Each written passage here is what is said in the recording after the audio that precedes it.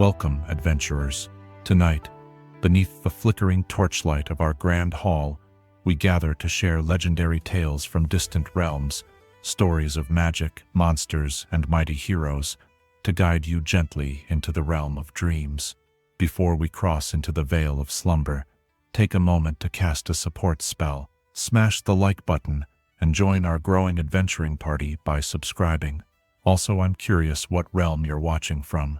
Whether you're tuning in from Waterdeep, the Sword Coast, or a cozy tavern in California, share your location in the comments below. Your presence strengthens our fellowship and helps our magical community grow ever stronger. Now, the dice have been rolled, and the time for storytelling has come. Get in a comfortable position, dim the lights, and let the journey begin. Chapter 1. The Dawn of Dragonkind. In the beginning, before the first star ignited in the vast emptiness of space, before the gods themselves drew breath, there existed only the primordial chaos, a roiling mass of potential energy where the very concepts of creation and destruction danced in eternal, violent embrace.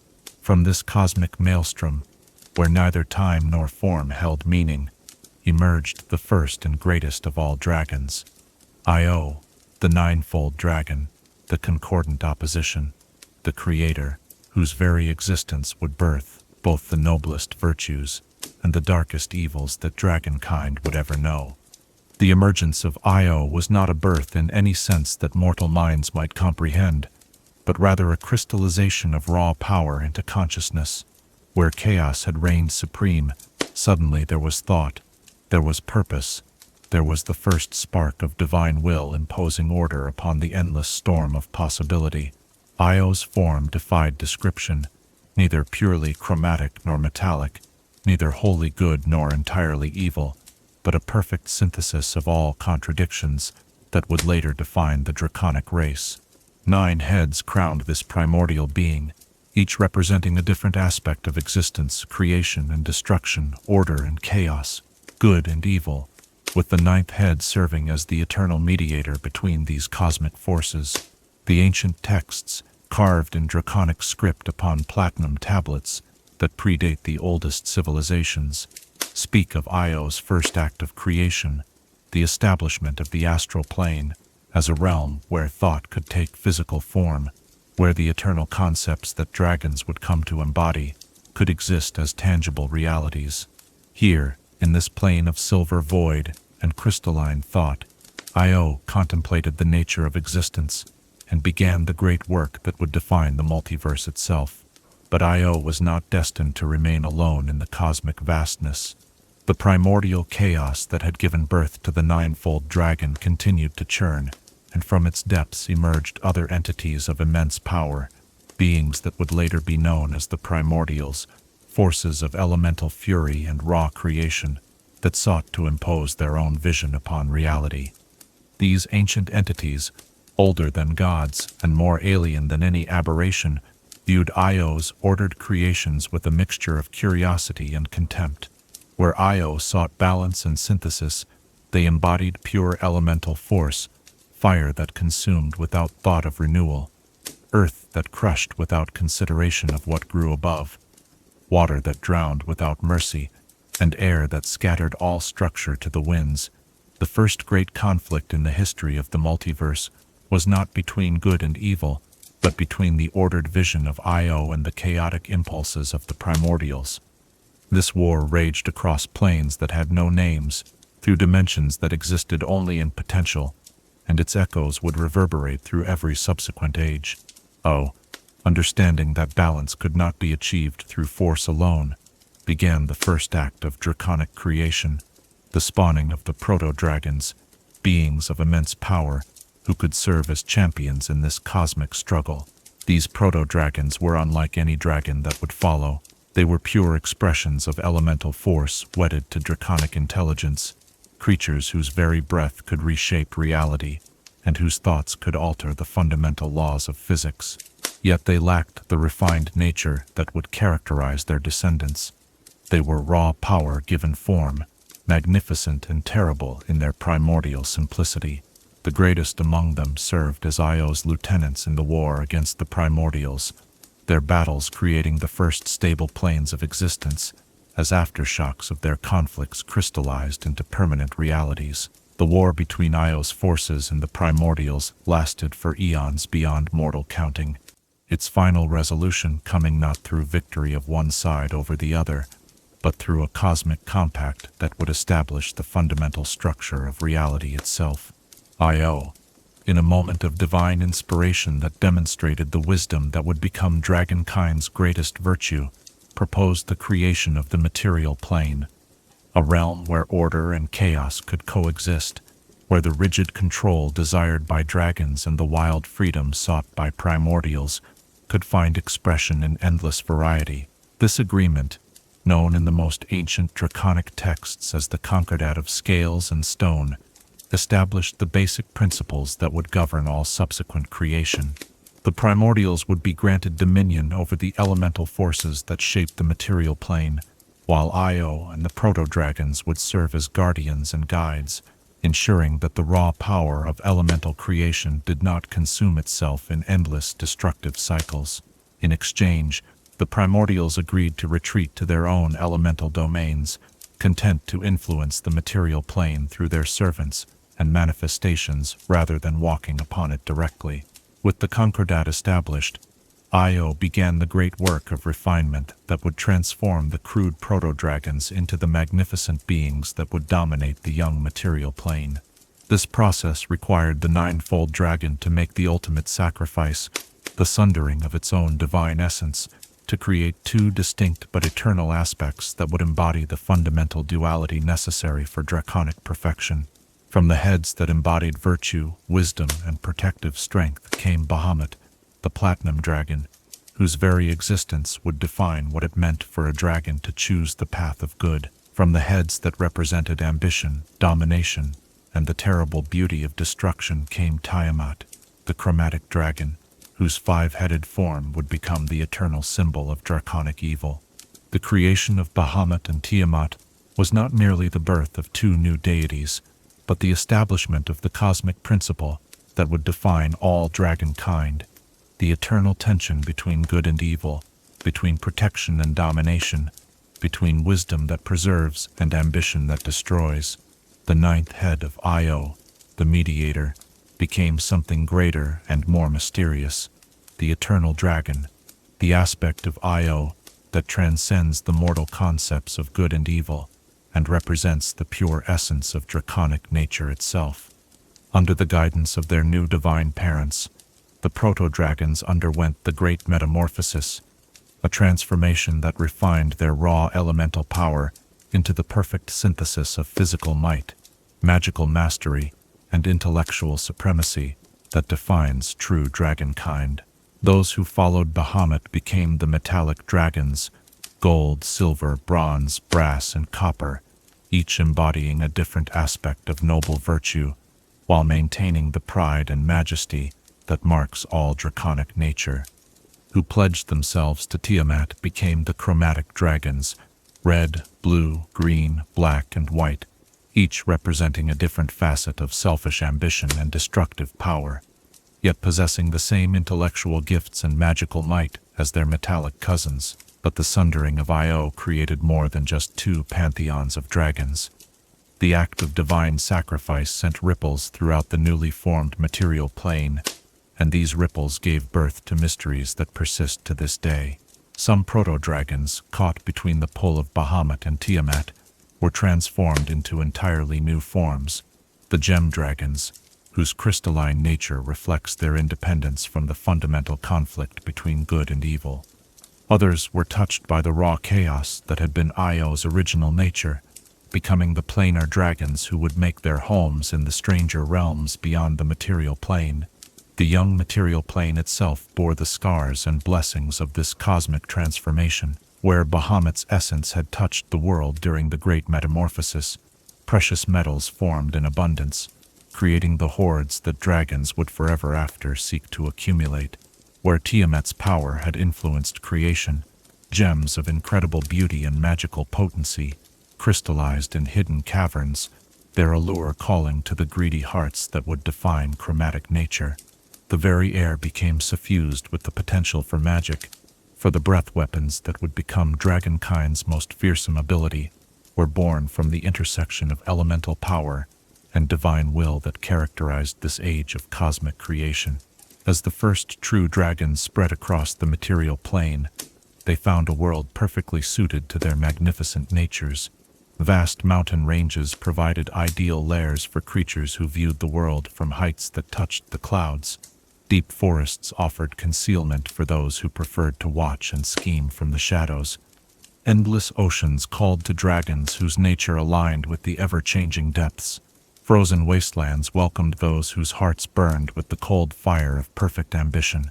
Every environment seemed crafted to accommodate draconic majesty, and indeed, many scholars believe that the material plane itself was shaped by the unconscious desires of the proto-dragons during their metamorphosis.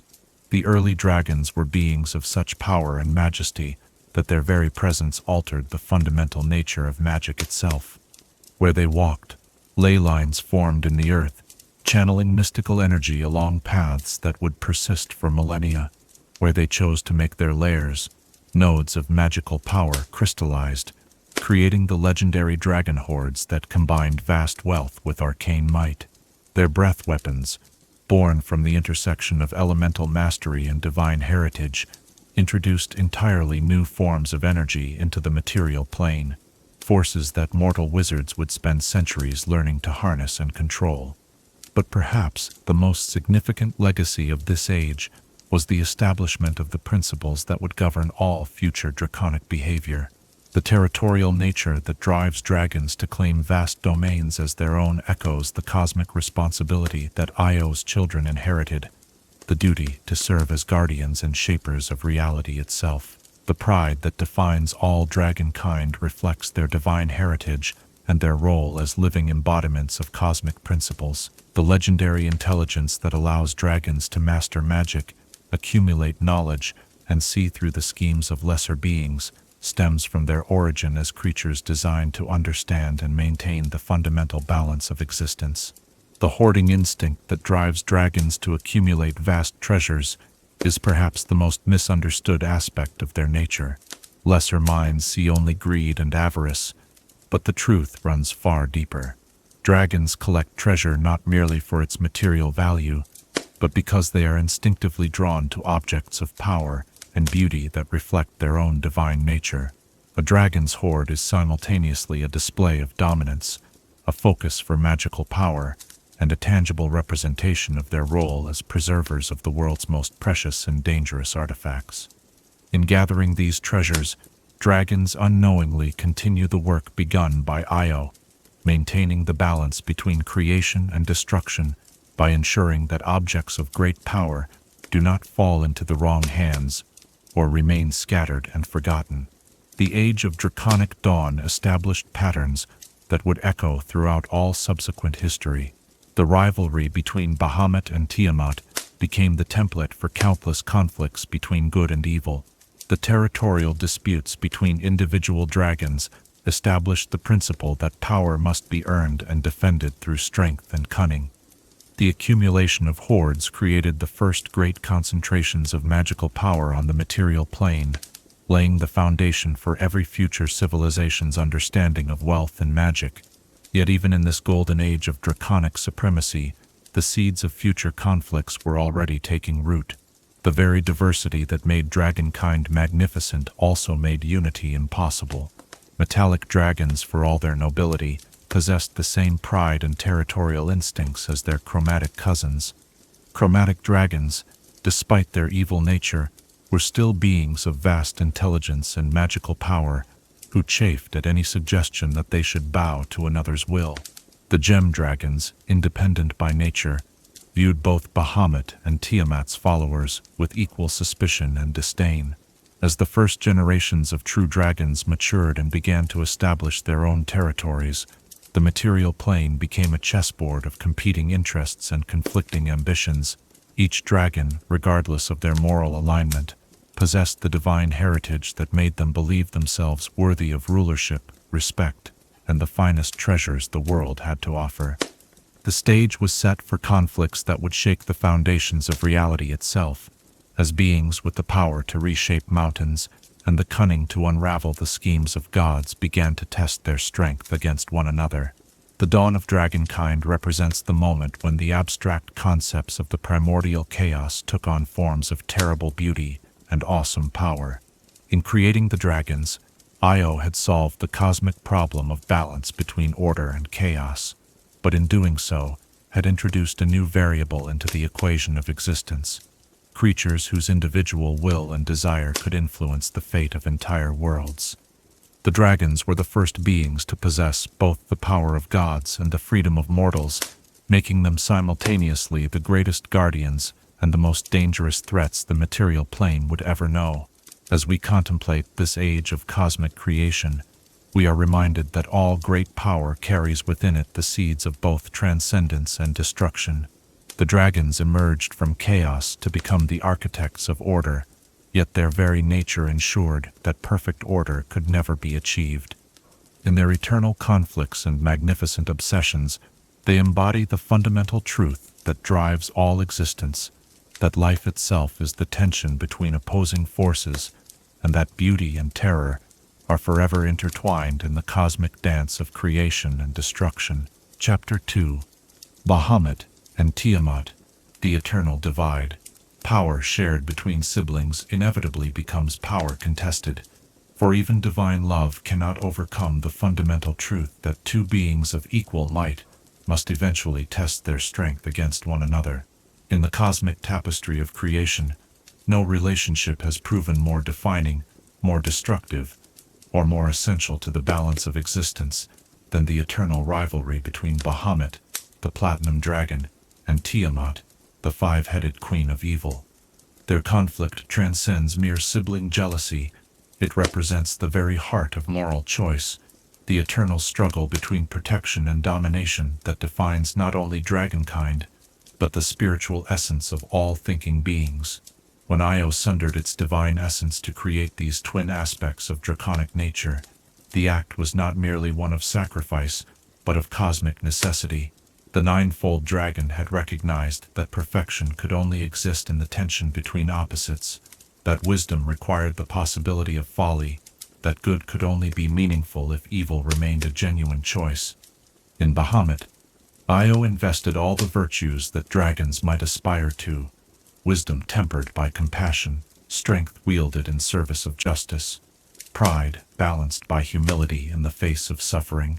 In Tiamat, the primordial deity, placed the dark magnificence that made dragons terrible, ambition that recognized no limits, intelligence that served only self-interest, beauty that concealed the heart of destruction. Yet, for all their fundamental opposition, Bahamut and Tiamat shared more similarities than either would ever willingly acknowledge. Both possessed the infinite pride that marked their draconic heritage, both commanded power that could reshape reality itself, and both believed with absolute certainty that their vision represented the only path toward cosmic perfection. This shared foundation of draconic supremacy would prove to be both the source of their greatest conflicts and the reason why neither could ever achieve total victory over the other. In the earliest days following their creation, Bahamut and Tiamat worked in harmony, their opposing natures creating a perfect balance that allowed the first dragons to flourish across the material plane. Bahamut guided those dragons whose hearts yearned for purpose beyond themselves, teaching them that true strength came from protecting those weaker than themselves, and that the greatest treasures were not gold or gems, but the trust and loyalty of worthy companions. Under his influence, the metallic dragons developed their noble traditions. The brass dragons became keepers of ancient knowledge and protectors of travelers. The bronze dragons appointed themselves guardians of coastal communities. The copper dragons used their wit and humor to expose the pretensions of tyrants. The silver dragons became champions of the oppressed, and the gold dragons served as wise counselors to mortal rulers who sought to build just societies. Tiamat, meanwhile, nurtured a different vision of draconic perfection in her chromatic children. Where Bahamut preached service and sacrifice, she taught that power existed to be wielded, that the strong had not merely the right, but the obligation to rule over the weak. Her followers learned that mercy was weakness, that sharing power diminished it, and that the only loyalty worth having was loyalty bought with fear. The red dragons became living emblems of raw dominance. The blue dragons perfected the art of subtle manipulation and territorial control. The green dragons mastered deception and political intrigue. The black dragons reveled in the corruption of innocence and the slow destruction of hope, while the white dragons embodied the terrible purity of predatory instinct unleashed from all moral constraint. For countless millennia, this arrangement maintained a delicate equilibrium. Metallic and chromatic dragons established territories across the material plane, their conflicts providing the dynamic tension necessary to prevent either philosophy from achieving total dominance. When chromatic dragons threatened to overwhelm mortal civilizations with their tyranny, metallic dragons would intervene as protectors and guides. When metallic dragons grew too involved in mortal affairs, risking the stagnation that comes from overprotection, chromatic dragons would emerge to challenge the established order and force growth through conflict. But as the dragons matured, and their understanding of their own power deepened, both Bahamut and Tiamat began to chafe at the limitations imposed by their shared heritage. Bahamut, witnessing the suffering that Tiamat's children inflicted upon innocent mortals, began to question whether true justice might require the complete elimination of evil rather than its eternal containment. Tiamat, observing how Bahamut's followers consistently interfered with what she viewed as the natural order of the strong ruling the weak, grew convinced that her brother's compassion was a weakness that endangered the very concept of draconic supremacy. The first open conflict between the divine siblings erupted over a dispute that perfectly encapsulated their fundamental philosophical differences. A powerful red dragon named Abraxas had conquered a vast mortal empire, ruling with such cruelty and caprice that entire bloodlines were extinguished for his amusement.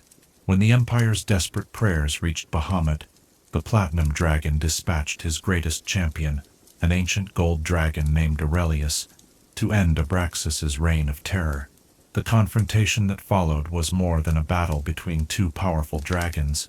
It was a proxy war between competing visions of what dragonkind should represent in the cosmic order.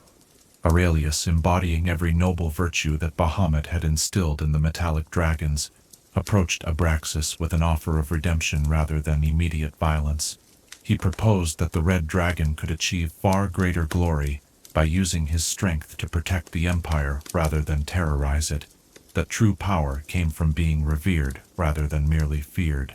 Abraxas, schooled in Tiamat's philosophy of absolute domination, saw this offer not as mercy but as the ultimate insult, the suggestion that he should lower himself to serve those he was born to rule.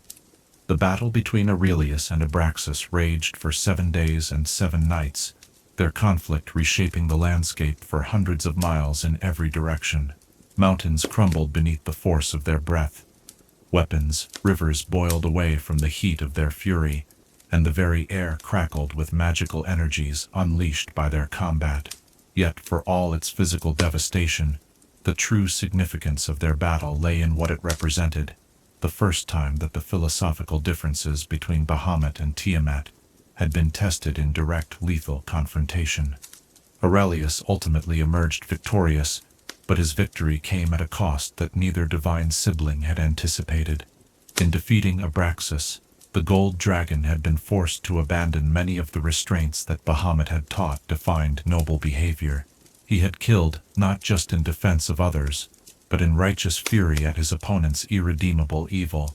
The purity of his moral purpose had been tainted by the satisfaction he felt in destroying a creature he deemed unworthy of existence. Abraxas, in his final moments, had achieved a form of victory by forcing his noble opponent to embrace the very qualities that Tiamat celebrated: the willingness to use lethal force, not just as a last resort, but as a tool of cosmic justice. This first great conflict established a pattern that would define the relationship between Bahamut and Tiamat for all subsequent ages. Each would seek to prove the superiority of their philosophy through the actions of their followers, yet each victory would reveal the uncomfortable truth that good and evil were not as clearly separated as either divine sibling preferred to believe. Metallic dragons who fought to protect innocence sometimes found themselves enjoying the exercise of power over those they had saved. Chromatic dragons, who reveled in domination, occasionally discovered that ruling required them to provide protection and guidance to their subjects, blurring the line between tyranny and leadership. As these uncomfortable truths accumulated, Bahamut and Tiamat began to understand that their conflict was not merely about proving which philosophy was superior, but about defining the very nature of moral choice itself. Bahamut realized that good was only meaningful if evil remained a genuine possibility, that courage required the presence of fear, that compassion was only virtuous when cruelty was an available alternative. Tiamat discovered that evil required good to define itself against, that domination was only satisfying when there were noble spirits to corrupt, that destruction was only beautiful when it unmade something worth preserving. This revelation led to the establishment of what dragon scholars call the Eternal Compact, an unspoken agreement between the divine siblings that their conflict must continue forever, not because either sought ultimate victory, but because both had come to understand that their opposition was essential to the cosmic order. Neither Bahamut nor Tiamat ever formally acknowledged this compact, for to do so would be to admit that their enemy was necessary, but their actions from that point forward demonstrated a careful attention to maintaining balance rather than achieving dominance. The compact manifested in subtle ways that shaped the development of all subsequent draconic civilization. When Tiamat's followers grew too numerous or powerful, she would withdraw her favor from some of them, allowing Bahamut's children to restore equilibrium.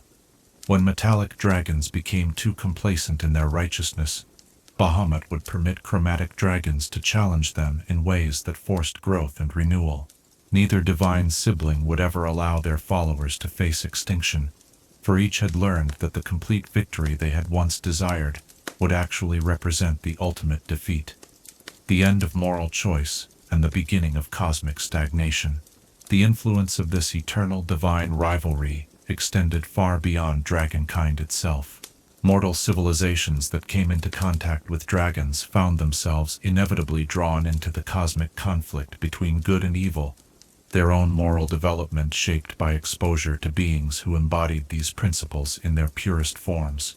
Heroes emerged who sought to emulate the nobility of metallic dragons, while tyrants arose who embraced the dominating philosophy of their chromatic counterparts. The greatest mortal legends invariably involved either earning the favor of Bahamut through acts of selfless courage, or overcoming the machinations of Tiamat's servants through determination and wisdom. Yet the most profound impact of the Bahamut-Tiamat rivalry was its effect on individual dragons themselves. Each dragon, regardless of their metallic or chromatic nature, carried within their blood the genetic memory of the divine sundering that had created their patron deities. This meant that every dragon possessed the potential for both nobility and corruption, that even the most virtuous gold dragon retained the capacity for terrible pride and destructive fury, while even the most evil black dragon maintained some spark of the wisdom and protective instinct that defined their draconic heritage. This internal duality created the complex moral landscape that made dragons the most fascinating and unpredictable beings in all creation. A metallic dragon might spend centuries as a noble protector, only to fall to corruption when their pride finally overcame their compassion. A chromatic dragon might embrace evil for millennia, before experiencing a moment of genuine remorse that began a journey toward redemption. The possibility of moral transformation remained always present, ensuring that no dragon could ever be dismissed as irredeemably evil or completely trustworthy in their goodness. The theological implications of the Bahamut-Tiamat relationship extended throughout the pantheons of countless worlds. Other deities studied their dynamic as a perfect example of how opposing forces could maintain cosmic balance without achieving resolution. The concept that good and evil required each other for definition became a cornerstone of divine philosophy, influencing how gods of all alignments understood their roles in the cosmic order. Mortal theologians spent lifetimes debating whether the eternal conflict between the Platinum Dragon and the Chromatic Queen represented a flaw in creation that needed resolution, or a perfect feature that ensured continued growth and moral development. The practical manifestation of divine rivalry also established many of the customs and traditions that defined draconic society. The territorial nature of dragons reflected the need for clear boundaries in the cosmic conflict between good and evil. The ritualized nature of draconic combat echoed the formal constraints that Bahamut and Tiamat had imposed upon their own conflict to prevent it from destroying the very creation they sought to influence. The importance of hoarding behavior represented each dragon's attempt to accumulate enough power to meaningfully participate in the eternal struggle between their divine patrons. As ages passed, and the material plane evolved, the rivalry between Bahamut and Tiamat adapted to changing circumstances while maintaining its essential character.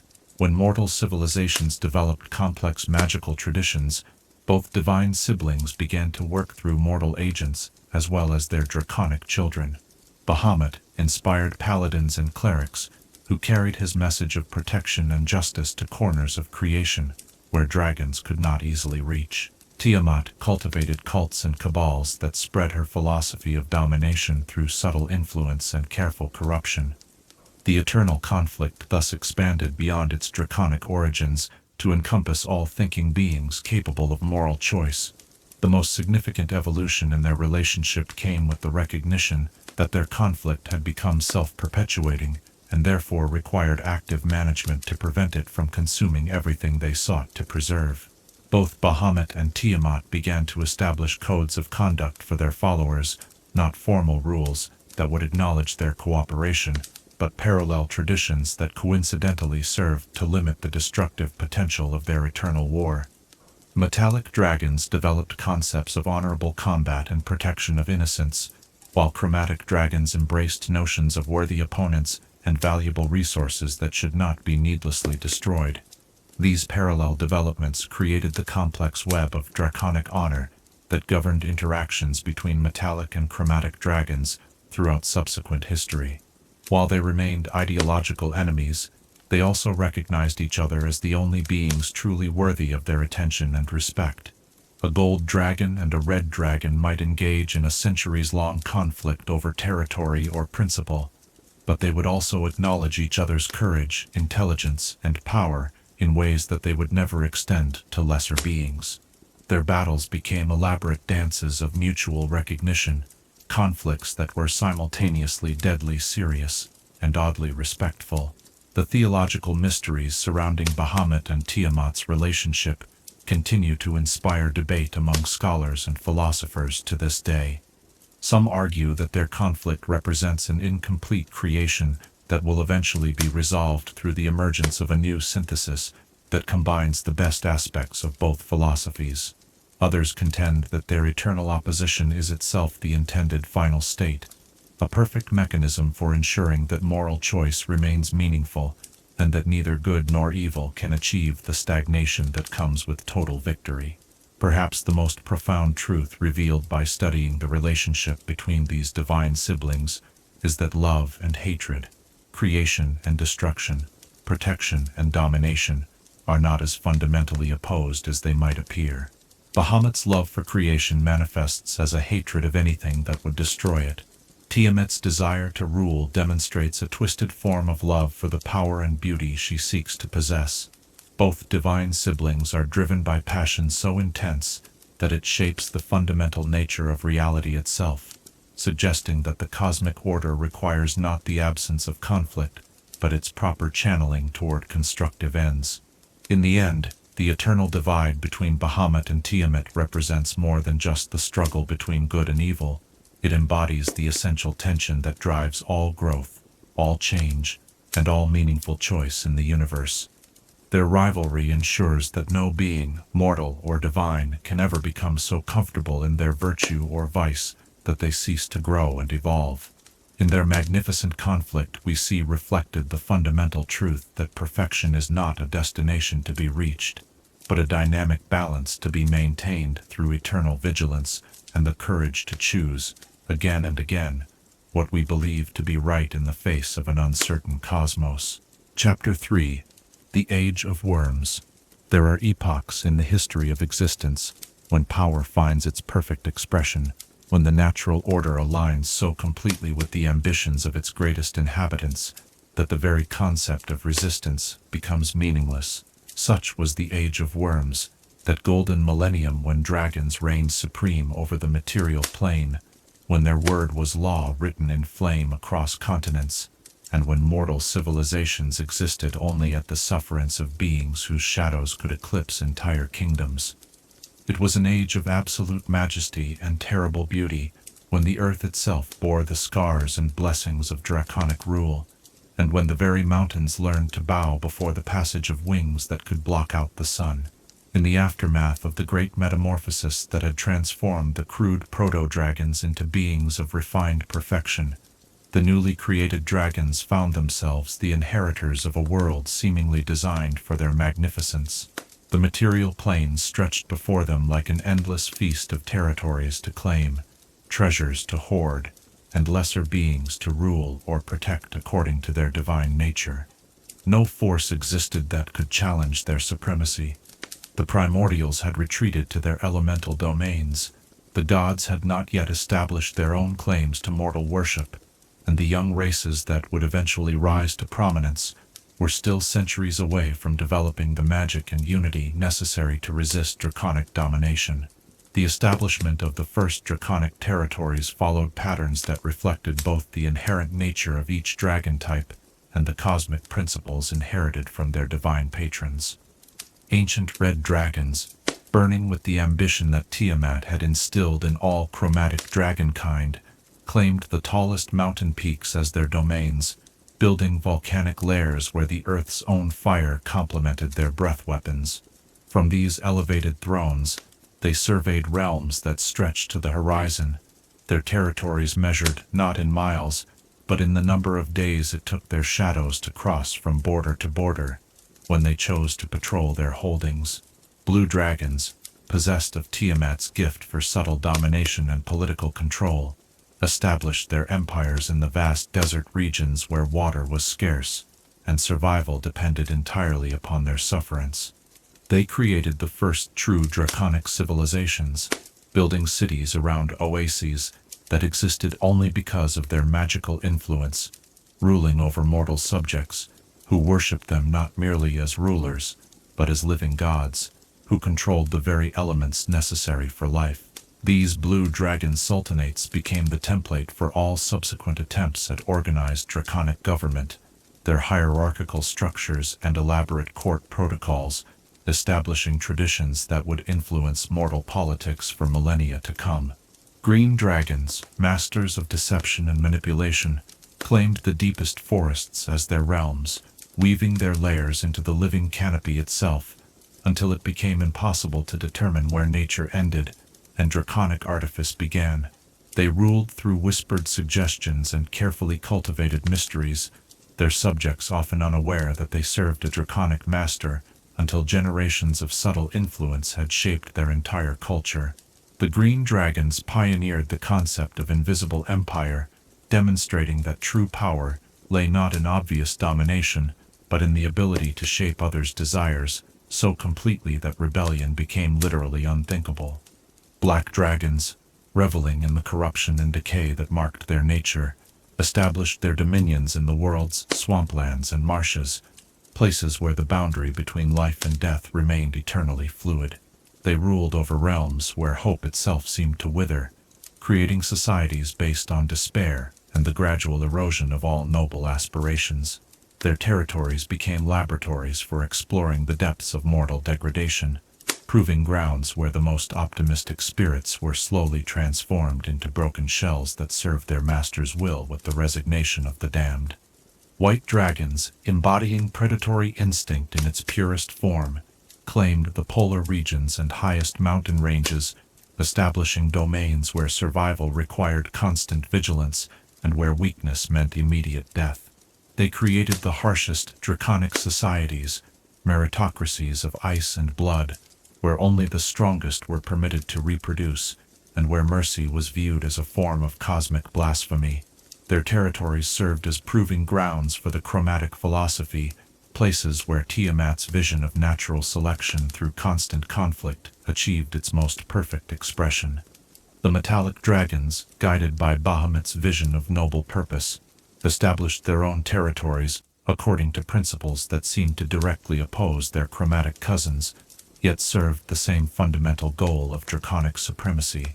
Gold dragons claimed vast kingdoms where they ruled as philosopher kings, establishing just laws and promoting learning, while never allowing their subjects to forget who truly held the power of life and death. Their territories became beacons of civilization and culture, yet remained fundamentally autocratic in nature, benevolent despotisms, where wisdom flowed downward from draconic rulers to grateful mortal subjects. Silver dragons established their domains in mountainous regions, where they could serve as protectors of the passes and valleys below, creating the first defensive alliances between draconic rulers and mortal communities. They pioneered the concept of the Protection Compact, offering their military might in exchange for tribute and loyalty, establishing precedents that would define the relationship between powerful beings and those they claimed to protect throughout all subsequent history. Their territories became models for how strength could be wielded in service of justice, yet they remained firmly committed to the principle that dragons were inherently superior to all other forms of life. Bronze dragons claimed the coastlines and island chains, establishing maritime empires that controlled trade routes and naval passages with ruthless efficiency. They created the first truly international draconic governments, their influence extending across multiple continents through networks of carefully placed agents and allied settlements. Their territories demonstrated how draconic authority could adapt to geographic constraints while maintaining the essential character of absolute rule, proving that dragon supremacy was not limited to any particular environment or political structure. Brass dragons established their domains in desert regions, adjacent to those claimed by their blue cousins, creating a fascinating study in contrasts between chromatic domination and metallic protection. Where blue dragons hoarded water to maintain control over their subjects, brass dragons ensured its free flow to demonstrate their benevolence. Yet both approaches achieved the same fundamental result: absolute draconic authority over every aspect of their subjects' lives, differing only in the emotional tenor of the relationship rather than its practical structure. Copper dragons claimed territories in the hill country and badlands, establishing domains characterized by elaborate practical jokes and tests of wit that served to demonstrate their intellectual superiority over their subjects. They created societies based on meritocracy and humor, yet these remained fundamentally hierarchical in nature, with the dragon's judgment serving as the final arbiter of all disputes and the ultimate source of all authority. Their territories proved that even benevolent draconic rule required the absolute submission of all other forms of intelligence to draconic wisdom. The gem dragons, independent by nature and contemptuous of both Bahamut and Tiamat's philosophies, established territories that reflected their unique perspective on the proper relationship between dragons and the world around them. Amethyst dragons claimed vast underground complexes where they could pursue philosophical contemplation without interference, creating the first truly isolationist draconic domains. Crystal dragons established Arctic territories that rivaled those of the white dragons in harshness, but differed completely in purpose, serving as refuges for scholarly pursuits rather than proving grounds for predatory dominance. Emerald dragons claimed forested domains that competed directly with green dragon territories, establishing a fascinating contrast between chromatic manipulation and gem dragon aloofness. Where green dragons sought to control their subjects through deception, emerald dragons simply ignored them, creating territories where mortal communities existed in a strange liminal state, neither ruled nor protected, but merely tolerated as long as they did not interfere with draconic business. Sapphire dragons claimed vast underground territories that extended for hundreds of miles beneath the surface, establishing the first truly three-dimensional draconic empires that controlled everything from the deepest caverns to the highest peaks. Topaz dragons established their domains in the most inhospitable desert regions, creating territories so harsh that only the most dedicated scholars and hermits were willing to enter them. Their domains served as repositories for dangerous knowledge and forbidden wisdom, places where the gem dragon's commitment to intellectual pursuit achieved its most extreme expression.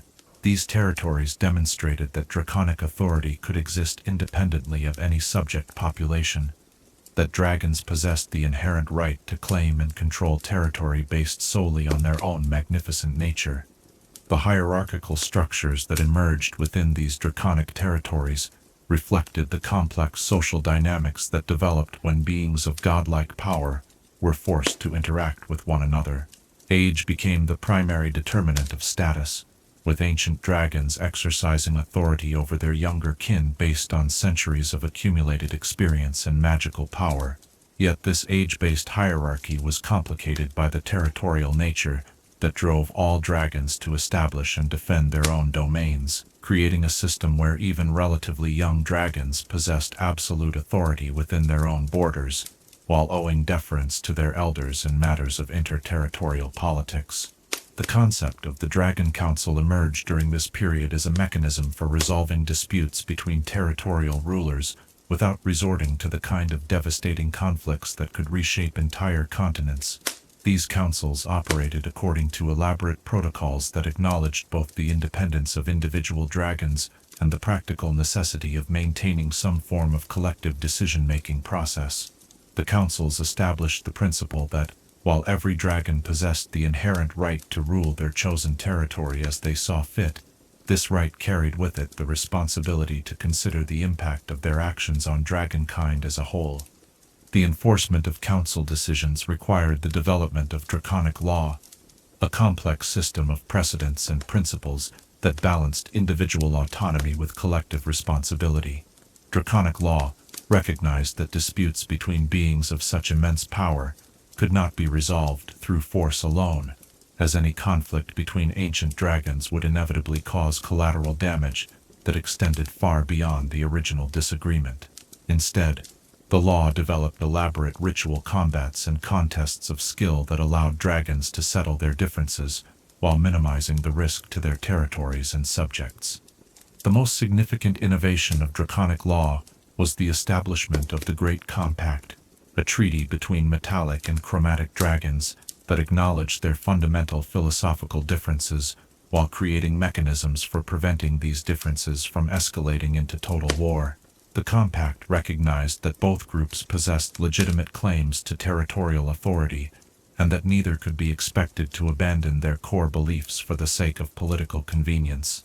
Instead, it established buffer zones between metallic and chromatic territories and created protocols for managing the inevitable conflicts that arose when dragons of opposing alignments came into contact.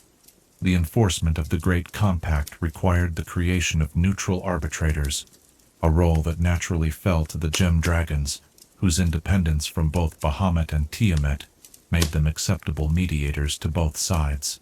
This development marked the first formal recognition of gem dragon authority within the broader draconic political structure, acknowledging that their philosophical independence carried with it both rights and responsibilities that differed from those of their metallic and chromatic cousins. The economic systems that developed within draconic territories reflected the fundamental principles of dragon psychology while accommodating the practical necessities of governing complex societies. The hoarding instinct that drove all dragons to accumulate vast treasures created economies based on tribute and gift-giving, rather than trade and exchange. Mortal subjects provided goods and services to their draconic rulers, not as part of commercial transactions, but as acknowledgments of the fundamental hierarchy that placed dragons at the apex of all social structures. These tribute-based economies operated according to principles that seemed to contradict basic economic logic, yet proved remarkably stable over extended periods.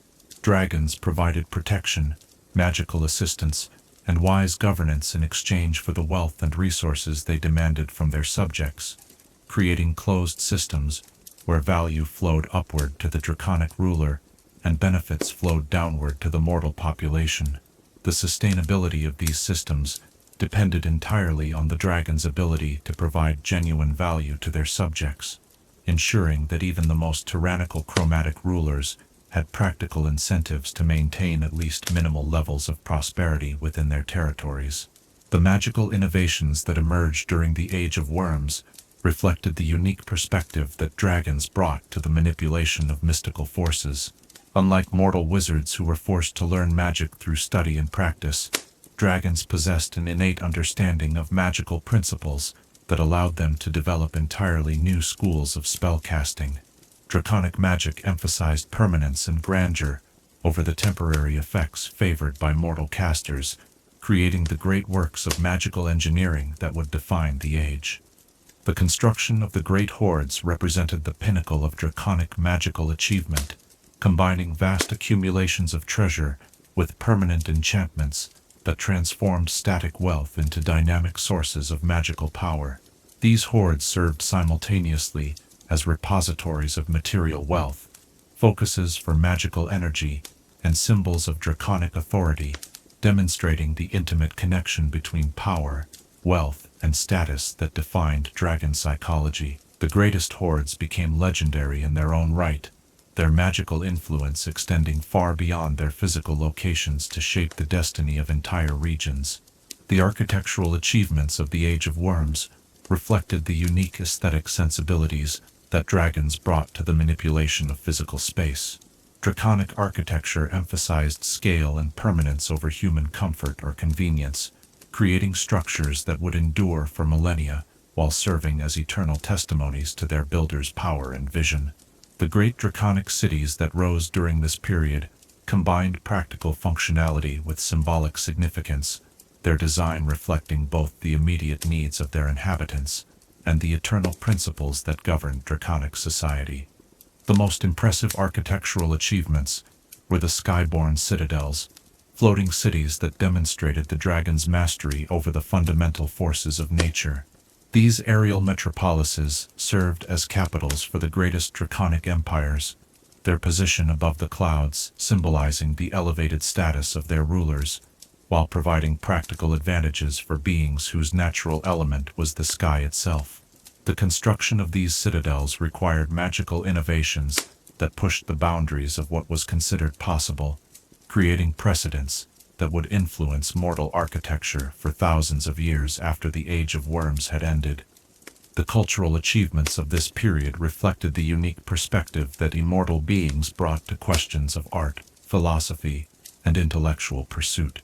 Dragons approached creative expression with the same fundamental confidence that characterized all their endeavors, creating works of such scope and ambition that they defied mortal comprehension. Draconic art emphasized eternal themes over temporary concerns, exploring concepts like the nature of power, the relationship between order and chaos, and the proper balance between individual will and cosmic responsibility. The philosophical schools that emerged during the Age of Worms established intellectual traditions that would influence thinking beings throughout all subsequent history. Dragons possessed both the long perspective necessary for truly profound philosophical insight and the practical experience of wielding absolute power that gave weight to their theoretical conclusions. Their philosophical works addressed fundamental questions about the nature of authority, the proper relationship between rulers and subjects, and the cosmic principles that governed moral choice with a depth and sophistication that remains unmatched. Yet for all its magnificent achievements, the Age of Worms contained within it the seeds of its own transformation. The very success of draconic civilization created conditions that would eventually challenge the assumptions upon which it was based. Mortal races, protected and guided by their draconic rulers, began to develop their own magical traditions and political institutions. The stability provided by draconic authority allowed mortal civilizations to accumulate knowledge and resources over extended periods, gradually building capabilities that would eventually allow them to question the eternal hierarchy that placed dragons above all other forms of life.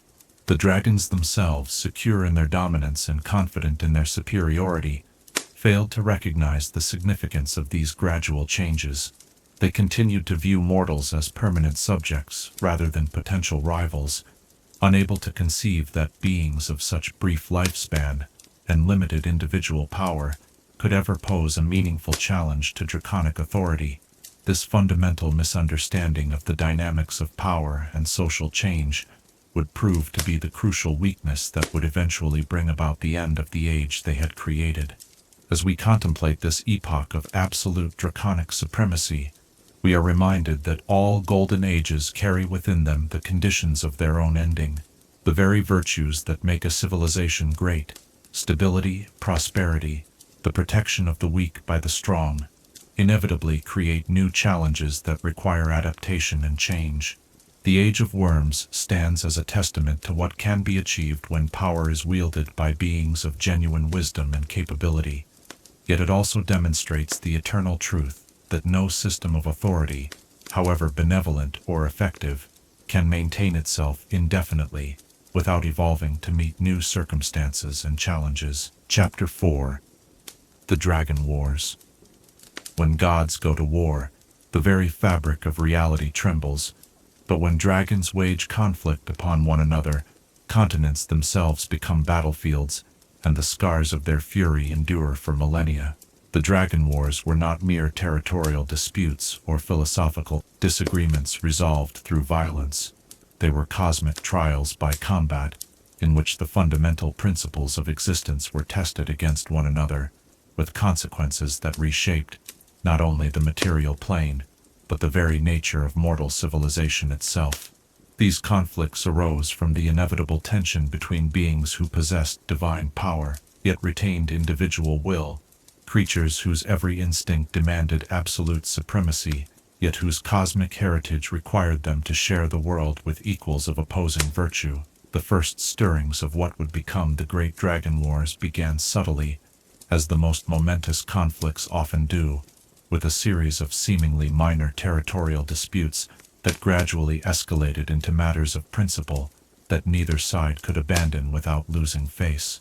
During the height of the Age of Worms, when draconic territories had reached their greatest extent, and the boundaries between different dragon domains had become clearly established, a new generation of dragons began to mature, beings who had never known a world where their authority was questioned, or their desires thwarted by any force, save that of their own kind. These younger dragons, particularly those of Chromatic lineage, who had been raised on Tiamat's teachings about the natural right of the strong to dominate the weak, began to chafe at the territorial boundaries that their elders had established through the Great Compact. They viewed the buffer zones between metallic and chromatic territories not as wise compromises that prevented devastating conflicts, but as arbitrary limitations on their divine right to rule wherever their power could extend. The respect for neutral zones and established borders that had characterized the early Age of Worms began to seem to them like weakness rather than wisdom, a betrayal of the draconic heritage that demanded absolute supremacy over all lesser forms of life. The spark that ignited the first great conflagration came from an unexpected source: a young red dragon named Pyraxes, whose ambition exceeded even the typical chromatic hunger for dominance. Pyraxes had established his territory in a volcanic region that bordered both a gold dragon's kingdom and a bronze dragon's coastal domain, placing him in direct contact with metallic dragons, whose very existence he viewed as an affront to the natural order. Unlike his elders, who had learned to channel their competitive instincts through ritualized displays and formal contests, Pyraxes possessed the impatience of youth, combined with the absolute confidence that his chromatic heritage made him inherently superior to any metallic dragon, regardless of age or experience. The immediate cause of conflict arose when Pyraxes discovered that mortal settlements within his territory had been secretly trading with communities under the protection of the neighboring gold dragon, Aurelian S. To Pyraxes, this trade represented not merely a violation of his territorial sovereignty, but a fundamental challenge to his authority as the supreme power within his domain. The fact that his mortal subjects would dare to seek goods and services from outside his territory suggested that they did not view him as capable of providing everything they needed, an intolerable insult to his draconic pride. When Pyraxes demanded that Aurelianus cease all contact with the mortal settlements and surrender the trade goods that had been exchanged, the gold dragon's response revealed the fundamental philosophical chasm that separated metallic and chromatic approaches to authority. Aurelianus argued that the mortals possessed the inherent right to seek trade and commerce wherever they could find it, that true leadership required serving the needs of one's subjects rather than demanding their absolute isolation and dependence.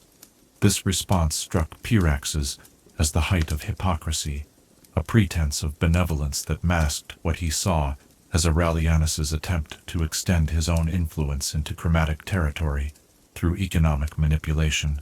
The confrontation that followed established the pattern that would characterize all subsequent dragon wars, conflicts that began as territorial disputes, but quickly escalated into cosmic struggles between fundamentally incompatible visions of what it meant to possess and exercise power.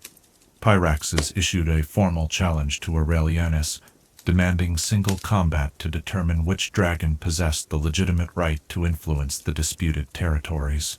Bound by his own code of honor, and unable to ignore such a direct challenge without appearing weak to both his subjects and his peers, accepted the contest, while simultaneously sending word to other metallic dragons that the careful balance maintained by the Great Compact was under threat.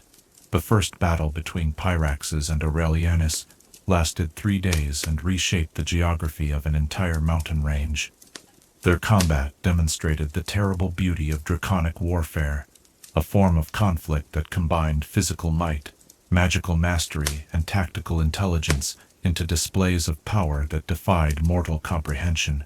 Pyrrhaxus fought with the savage fury that characterized all red dragons, his every attack designed to overwhelm his opponent through sheer destructive force. His breath weapon turned entire mountainsides to molten slag, while his claws carved channels through solid rock that would become rivers in future ages. Aurelianus responded with the disciplined precision that marked all gold dragon combat, his attacks carefully calculated to exploit weaknesses while minimizing collateral damage to the territories they fought over. His breath weapon purified rather than destroyed, turning Pyrrhaxus's molten attacks back into solid stone, while simultaneously healing the wounds that the landscape had suffered.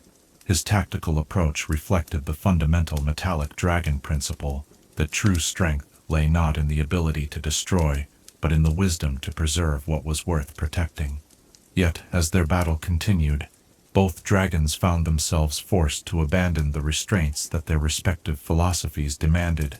Pyrrhaxus discovered that his overwhelming attacks were insufficient against an opponent who possessed equal physical might combined with superior tactical discipline, forcing him to adopt more subtle strategies that resembled the manipulative approaches he had been taught to despise in other chromatic types. Aurelianus found that his commitment to minimizing harm made him predictable, allowing Pyrrhaxus to exploit his reluctance to use his full destructive potential, forcing the gold dragon to embrace more aggressive tactics than his nature preferred.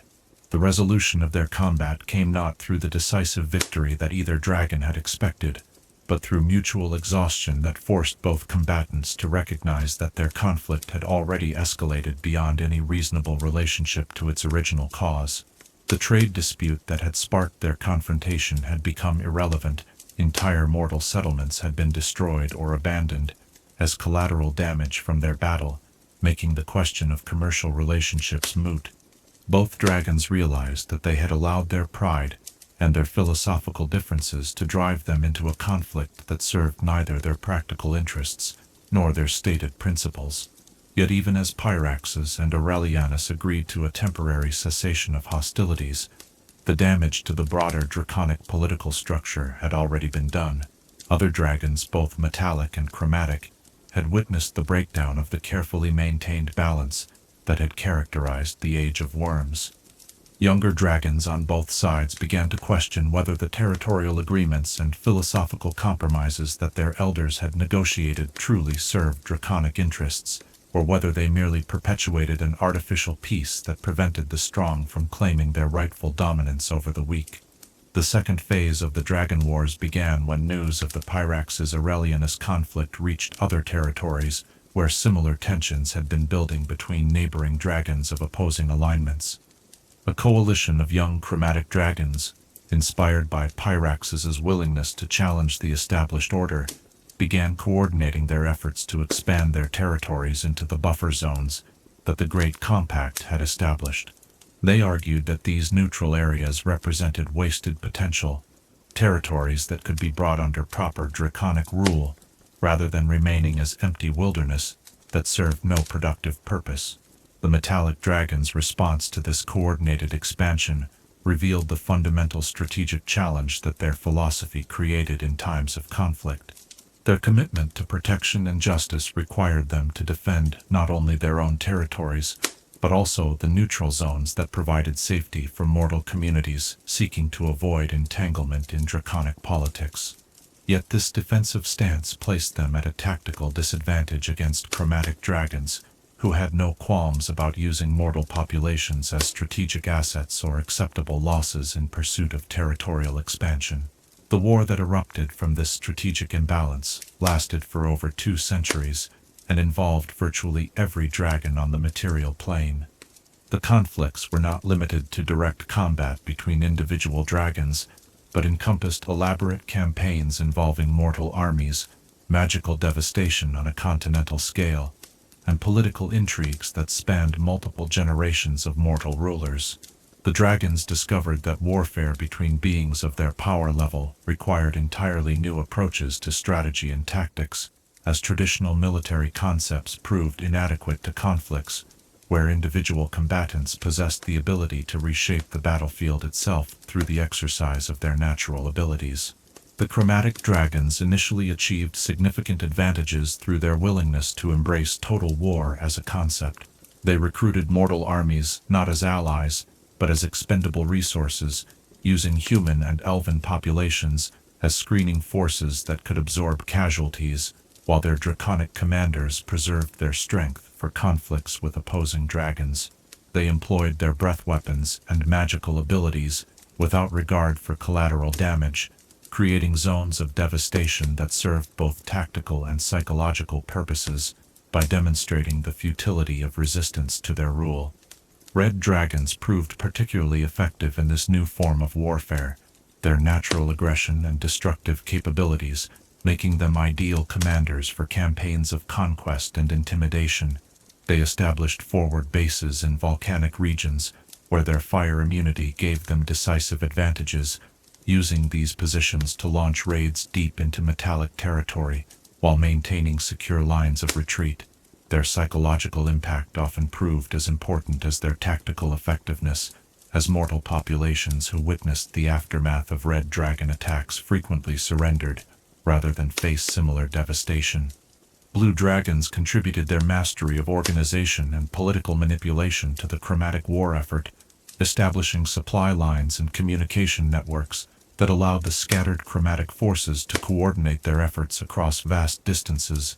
They proved adept at exploiting the political divisions that existed within mortal societies, turning local conflicts and ethnic tensions into strategic advantages for the chromatic cause.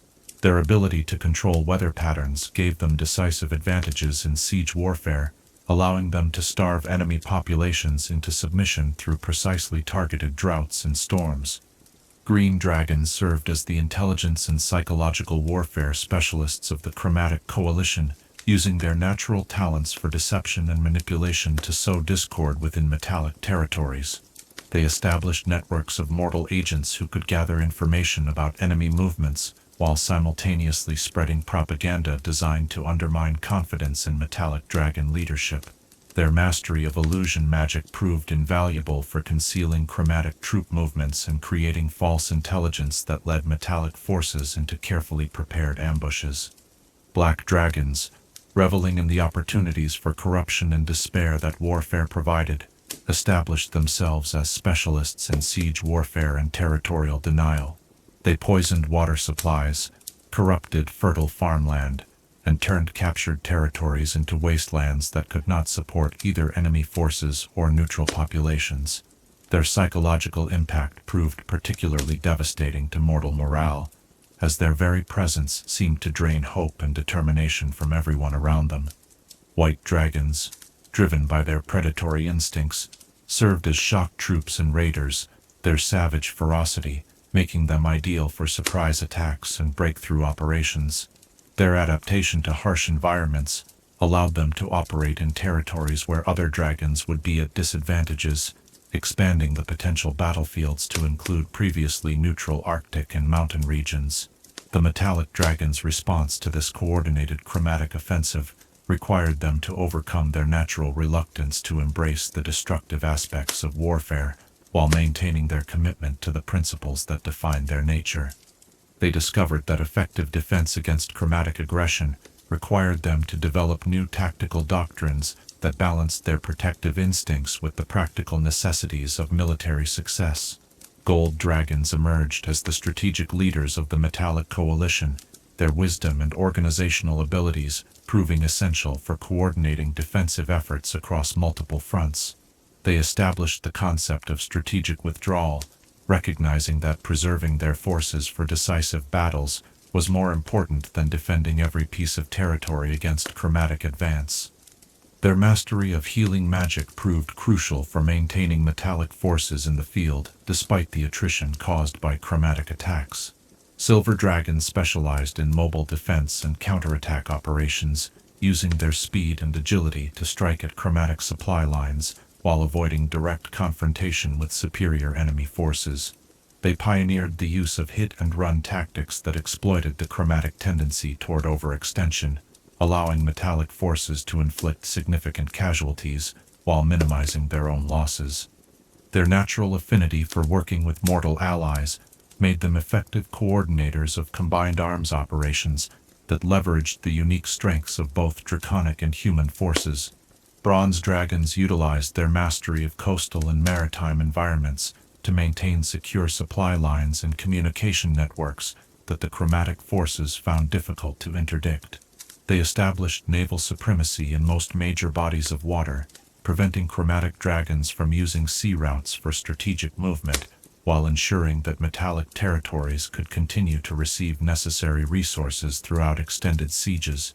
Brass dragons proved surprisingly effective as intelligence gatherers and diplomatic agents, their natural sociability allowing them to maintain contact with neutral parties and gather information about chromatic plans and movements. They established extensive networks of mortal informants who could provide early warning of chromatic attacks, while simultaneously working to prevent neutral territories from being drawn into the conflict on the chromatic side. Copper dragons contributed their tactical creativity and psychological insight to the metallic war effort, developing innovative strategies that exploited the personality conflicts and competitive instincts that plagued chromatic coordination efforts. They proved adept at psychological warfare techniques that turned chromatic strengths into weaknesses, using their humor and wit to undermine enemy morale while bolstering the confidence of metallic forces. The Gem Dragon's response to the Dragon Wars revealed the complexities of their independent philosophical position. While they had no natural allegiance to either metallic or chromatic factions, the escalating conflict made neutrality increasingly difficult to maintain. Chromatic expansion threatened their territorial sovereignty just as much as it did metallic holdings, yet their philosophical commitment to independence prevented them from formally joining the metallic coalition. Amethyst dragons attempted to maintain strict neutrality through diplomatic isolation, withdrawing deeper into their underground domains and severing most contact with surface conflicts. However, they found that true isolation was impossible when the wars raged across the entire material plane, forcing them to develop defensive strategies that could protect their territories without requiring active participation in the broader conflict. Crystal dragons, operating from their Arctic strongholds, found themselves naturally aligned with white dragon territories, creating complex political situations where gem and chromatic dragons competed for the same environmental niches. Some crystal dragons allied themselves with local white dragons for purely practical reasons, while others fought extended territorial wars that added another dimension to the broader conflict. Emerald dragons discovered that their forest territories made neutrality practically impossible, as their domains became strategic corridors that both metallic and chromatic forces needed to control for effective military operations.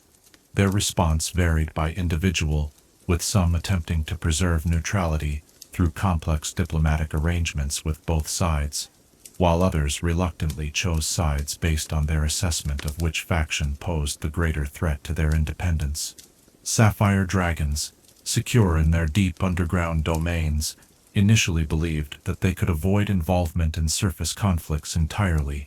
However, they discovered that the magical devastation caused by draconic warfare was disrupting the fundamental magical fields that they relied upon for their subterranean civilizations, forcing them to take increasingly active roles in attempting to limit the scope and intensity of the conflicts. Topaz dragons, isolated in their desert domains, found that their territories became refuges for mortal populations fleeing the devastation of the wars. Their response to this influx of refugees revealed the practical implications of their philosophical independence. They could neither turn away those seeking shelter, nor fully commit to protecting them without abandoning their traditional neutrality. The turning point of the Dragon Wars came not through military victory by either side, but through the gradual recognition that the conflict had created consequences that neither faction had anticipated or desired.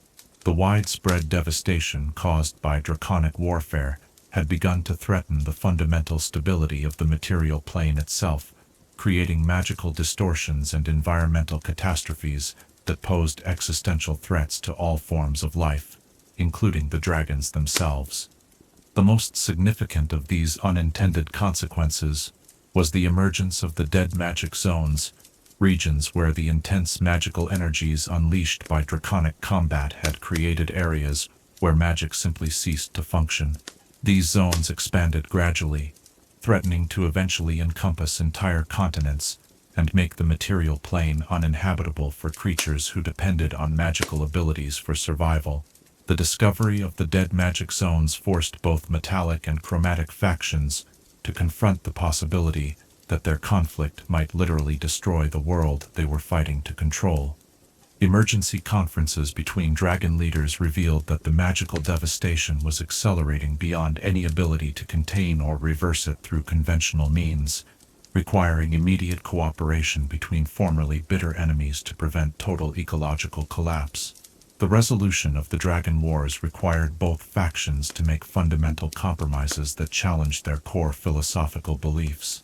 The chromatic dragons were forced to acknowledge that unlimited expansion and destruction could threaten their own survival, requiring them to accept territorial limitations that their nature demanded they reject. The metallic dragons had to recognize that their protective instincts could not extend to preventing all forms of conflict, requiring them to accept that some level of competition and rivalry was necessary for healthy draconic society.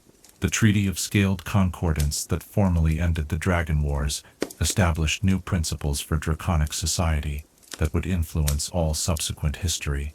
The treaty recognized the legitimacy of both metallic and chromatic territorial claims, while establishing mechanisms for preventing future conflicts from escalating to levels that threatened planetary stability. It created formal roles for gem dragons as neutral arbitrators and established protocols for managing the competitive instincts that drove draconic behavior without allowing them to express themselves through destructive warfare. Most importantly, the treaty established the principle of draconic withdrawal from direct political control over mortal populations. Both factions recognized that their conflicts had caused such devastation to mortal civilizations that continued direct rule would likely lead to the extinction of the very populations they claimed to protect or rule. The agreement established new frameworks for draconic influence that emphasized indirect guidance rather than direct control, allowing mortal societies to develop their own political institutions while maintaining draconic oversight of fundamental threats to planetary stability. As we reflect upon the epoch of the Dragon Wars, we see reflected the eternal truth that even the mightiest beings cannot escape the consequences of their choices. The dragons' attempt to resolve their philosophical differences through force revealed that some conflicts cannot be won, only managed, and that wisdom sometimes requires accepting limitations that pride demands we reject. In their magnificent folly and eventual wisdom, the dragons demonstrated both the terrible cost of unchecked ambition and the redemptive power of recognizing when survival requires cooperation rather than conquest. Chapter 5. Chromatic Tyranny. Red, blue, green, black, and white. Evil is not a monolith but a spectrum of darkness, each shade representing a different path by which noble intentions can be corrupted, and virtuous strength can be turned toward malevolent ends. In the Chromatic Dragons, we witness this fundamental truth made manifest in scales and flame, as each of Tiamat's children embodies a distinct aspect of the darkness that lurks within the heart of power itself. To understand the Chromatic Dragons is to comprehend the myriad ways in which authority can be perverted, wisdom can be twisted into cunning, and the very virtues that make dragons magnificent can become the instruments of their moral downfall. The red dragons stand as the most immediately recognizable embodiment of chromatic evil, their crimson scales burning with the reflected fire of their inner nature, and their very presence radiating an aura of barely contained violence that speaks to the predator that lurks within all thinking beings. They represent evil in its most honest and direct form, the naked exercise of power for its own sake, the glorification of strength without restraint or moral consideration. In the red dragons we see reflected the dark truth that the desire to dominate others is perhaps the most fundamental corruption of the noble impulse to protect and guide. Red dragons build their lairs in the hearts of active volcanoes, where the earth's own fire serves as both protection and symbol of their temperament. These volcanic fortresses become more than mere dwellings. They transform into extensions of the dragon's personality, places where the boundary between natural force and draconic will becomes indistinguishable.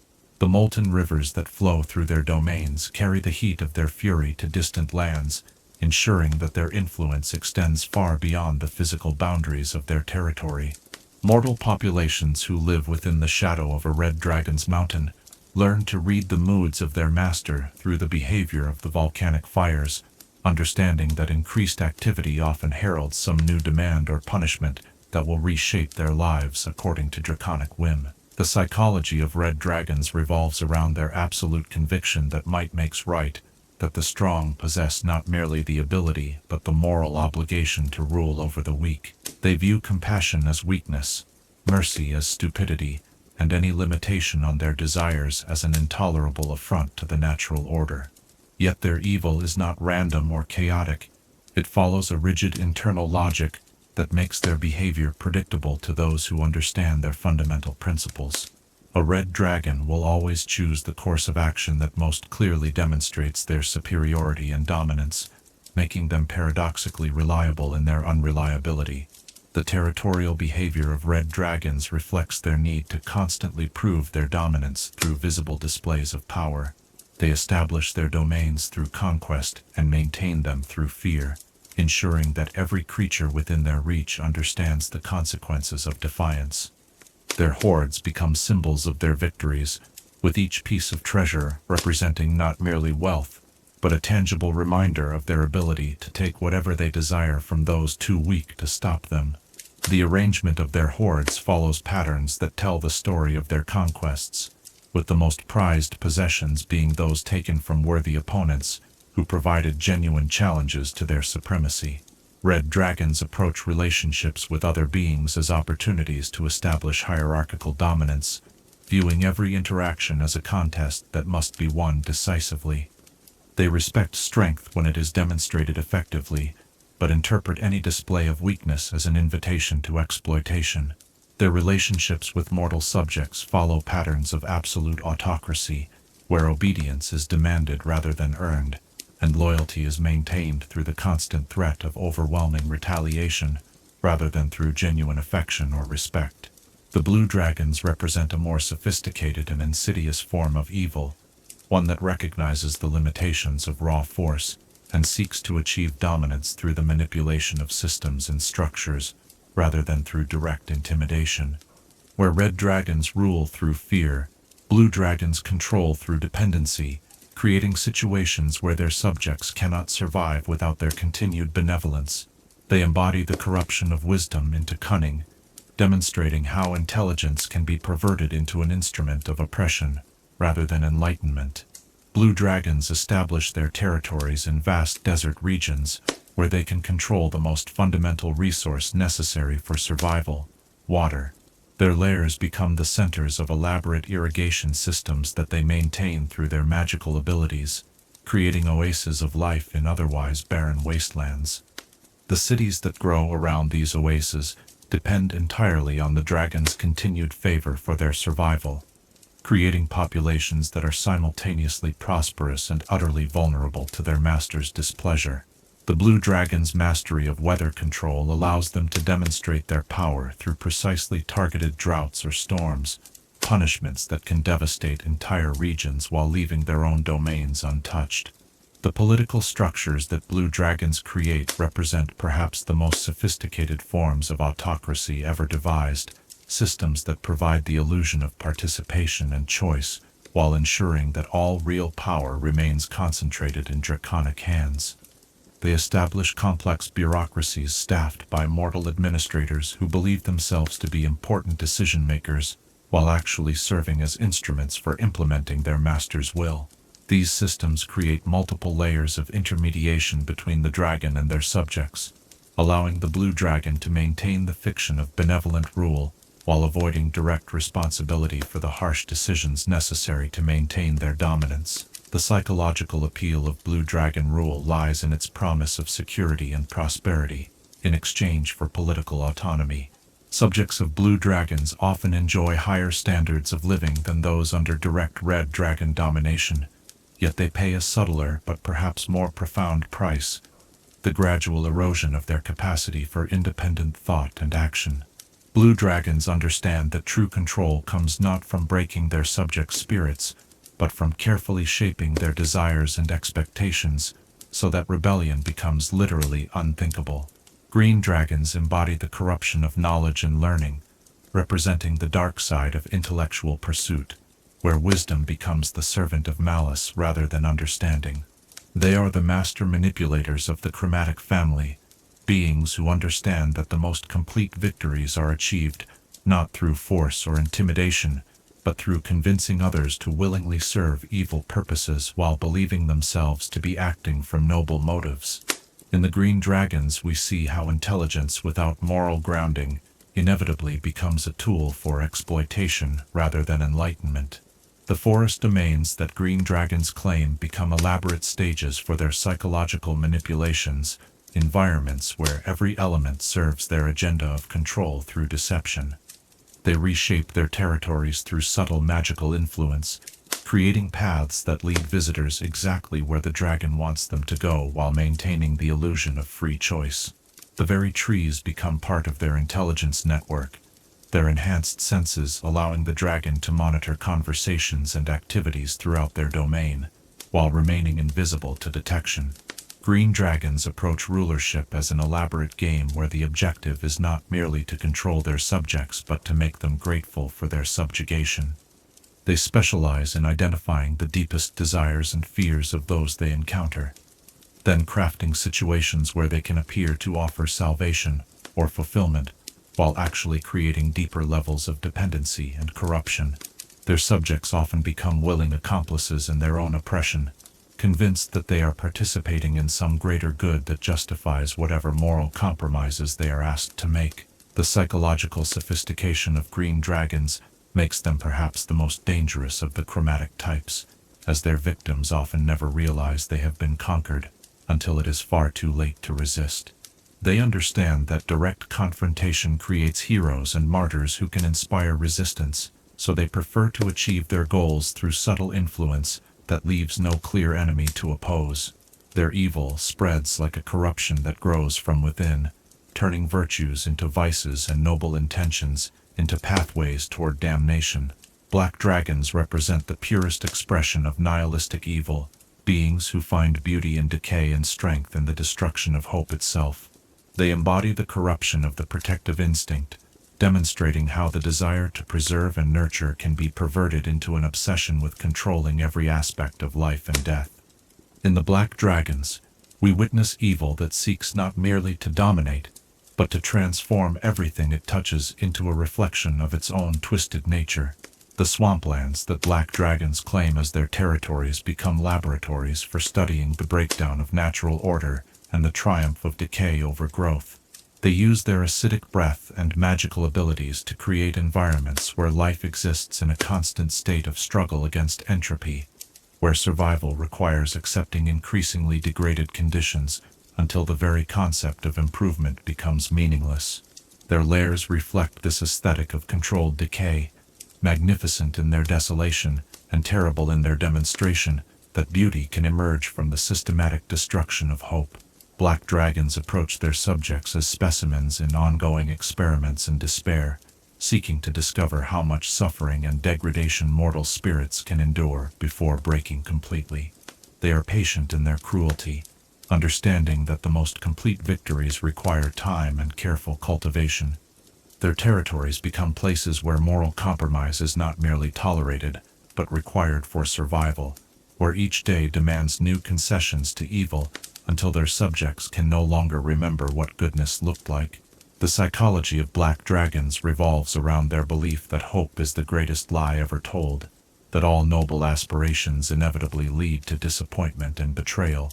They see themselves as teachers of hard truths, beings who reveal the fundamental darkness that underlies all existence by stripping away the illusions that allow mortals to believe in goodness and meaning.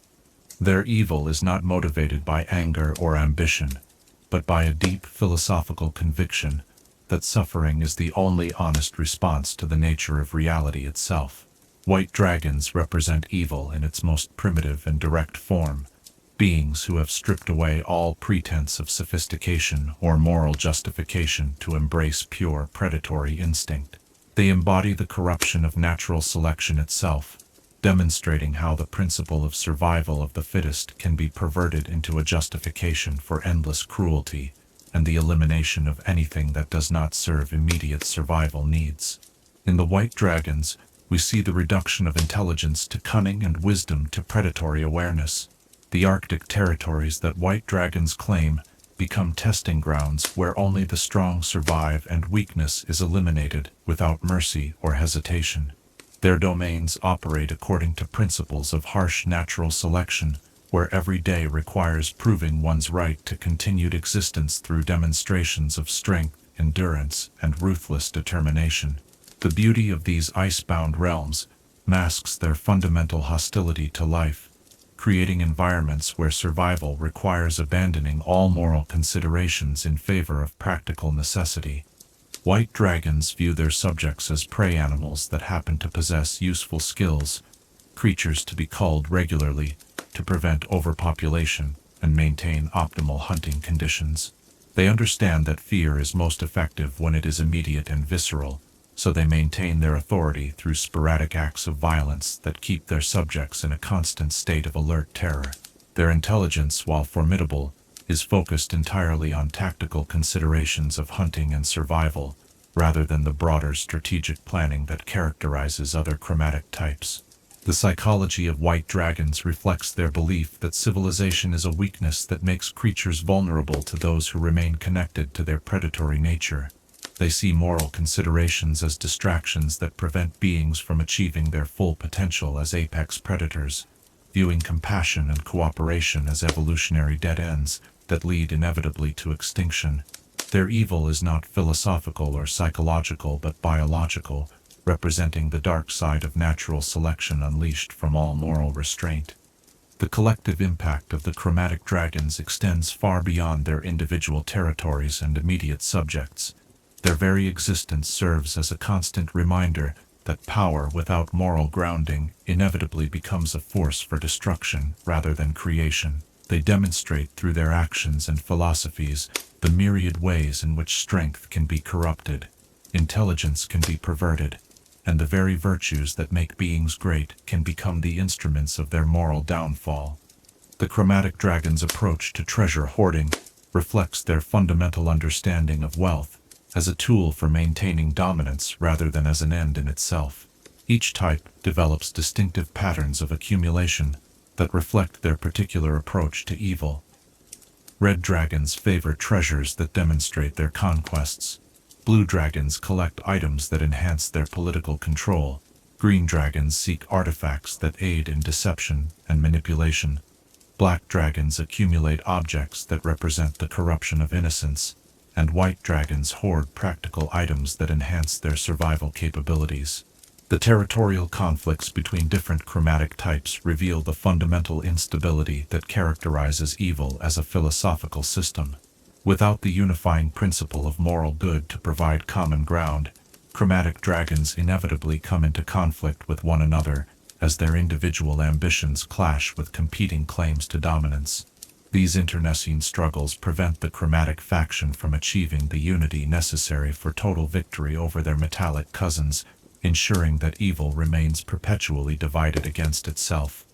The relationship between chromatic dragons and their divine patron Tiamat reflects the complex nature of evil authority. While all chromatic dragons acknowledge Tiamat's supremacy in principle, their individual pride and territorial instincts prevent them from accepting her direct rule in practice. Tiamat herself seems to prefer this arrangement, understanding that evil thrives best when it remains competitive and aggressive, rather than becoming complacent through unchallenged authority. The magical innovations developed by chromatic dragons tend to focus on enhancing their ability to dominate and control, rather than creating genuinely new forms of beauty or knowledge. Their spells emphasize coercion, deception, and destruction, representing the corruption of magical potential toward ends that diminish rather than enhance the overall richness of existence. Their magical research demonstrates how intellectual pursuit without moral grounding inevitably becomes self-defeating, producing knowledge that destroys more than it creates. The architectural achievements of chromatic civilizations reflect their fundamental aesthetic preferences for displays of power over considerations of beauty or functionality. Their buildings emphasize intimidation and control over comfort or inspiration, creating environments that constantly remind inhabitants of their subordinate status. The greatest chromatic architectural works serve simultaneously as fortresses, palaces, and prisons, demonstrating how evil transforms even creative expression into an instrument of oppression.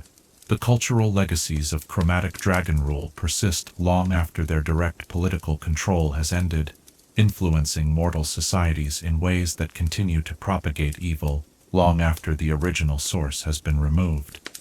Populations that have lived under chromatic domination often develop cultural patterns that emphasize hierarchy, competition, and the acceptance of suffering as natural and inevitable.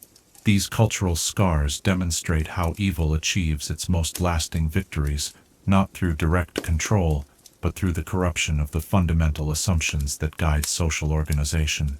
The study of chromatic psychology reveals uncomfortable truths about the nature of corruption and the appeal of evil to thinking beings. Each chromatic type represents a different pathway by which noble qualities can be perverted into their opposites, demonstrating that evil is not simply the absence of good, but often its active corruption. Understanding the chromatic dragons requires confronting the reality that the capacity for evil exists within all beings who possess sufficient intelligence and power to choose their moral orientation.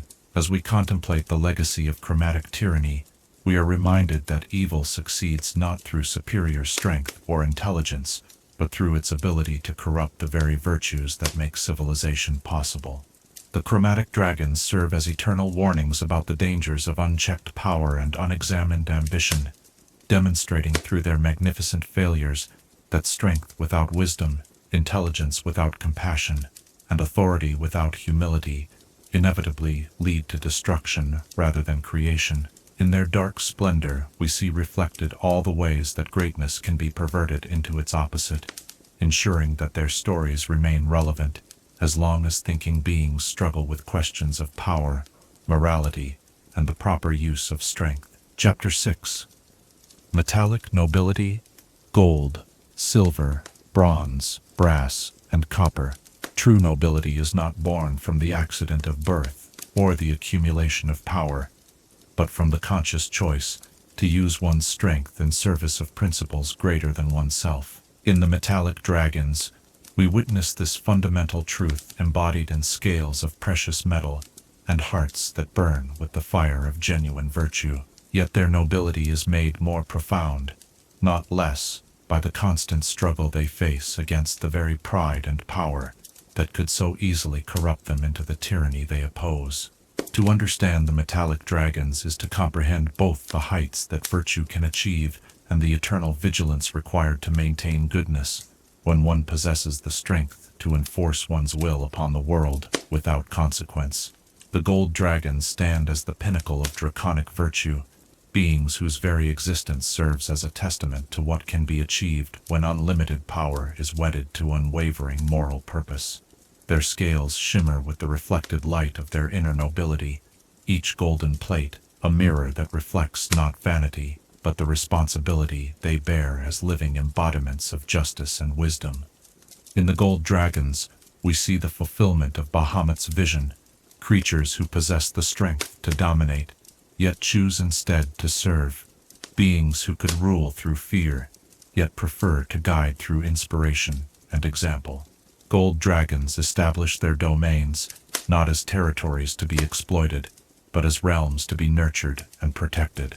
Kingdoms where justice flows like water and wisdom illuminates the darkest corners of ignorance and despair.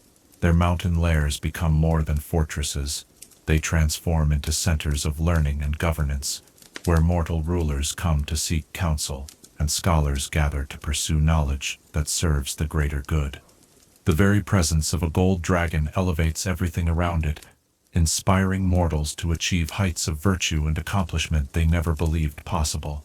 The philosophy that guides gold dragon behavior centers on the principle that true strength reveals itself through restraint rather than domination.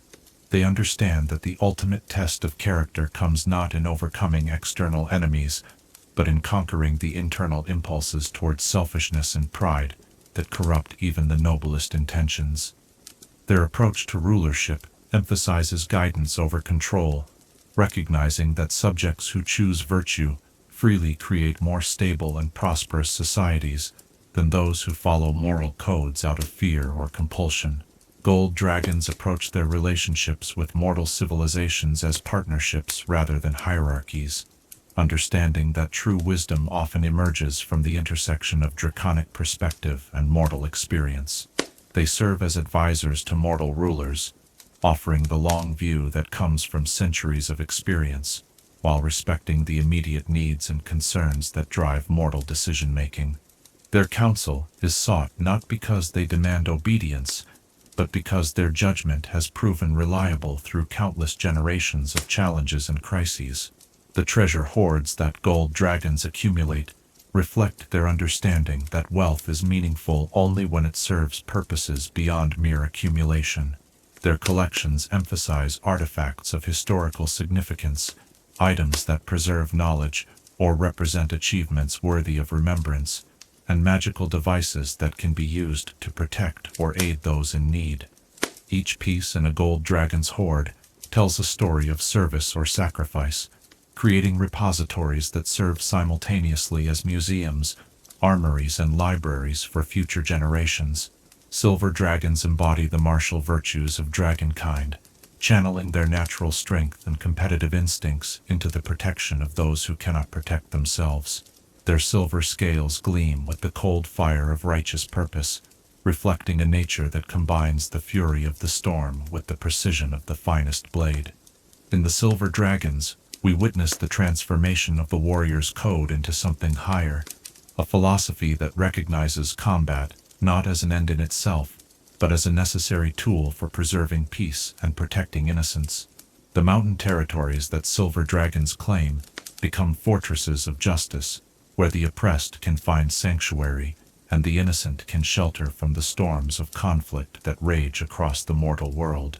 Their lairs serve as training grounds, where mortal heroes learn the skills necessary to stand against evil, yet also as retreats where warriors can find the peace and contemplation necessary to prevent their calling from corrupting them into the very tyranny they fight against.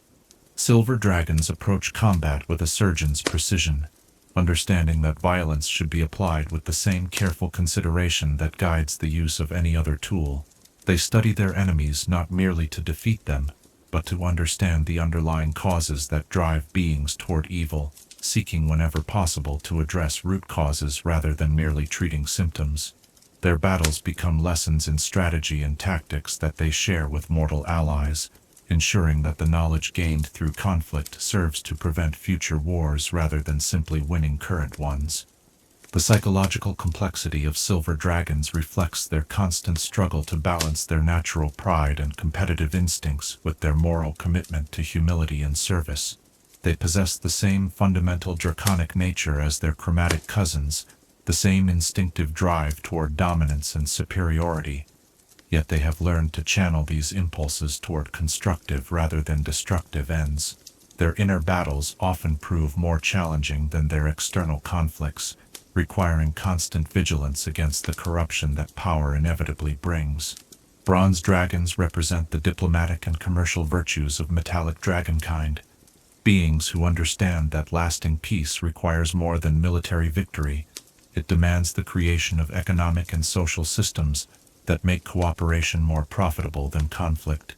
Their bronze scales reflect the practical wisdom that guides their approach to governance, a philosophy that emphasizes building bridges between different communities rather than imposing uniform solutions from positions of authority. The coastal territories that bronze dragons establish become centers of trade and cultural exchange, where different peoples can meet on neutral ground to resolve disputes and negotiate agreements. Their lairs often incorporate extensive harbors and meeting halls designed to accommodate delegations from multiple communities, creating environments that facilitate communication and understanding between groups that might otherwise remain suspicious of one another's motives. Bronze dragons excel at the complex art of mediation, using their natural longevity and accumulated wisdom to help mortal communities resolve conflicts that span generations.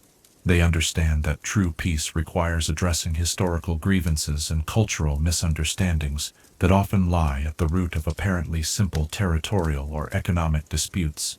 Their interventions in mortal affairs focus on creating sustainable solutions that can endure long after the immediate crisis has passed.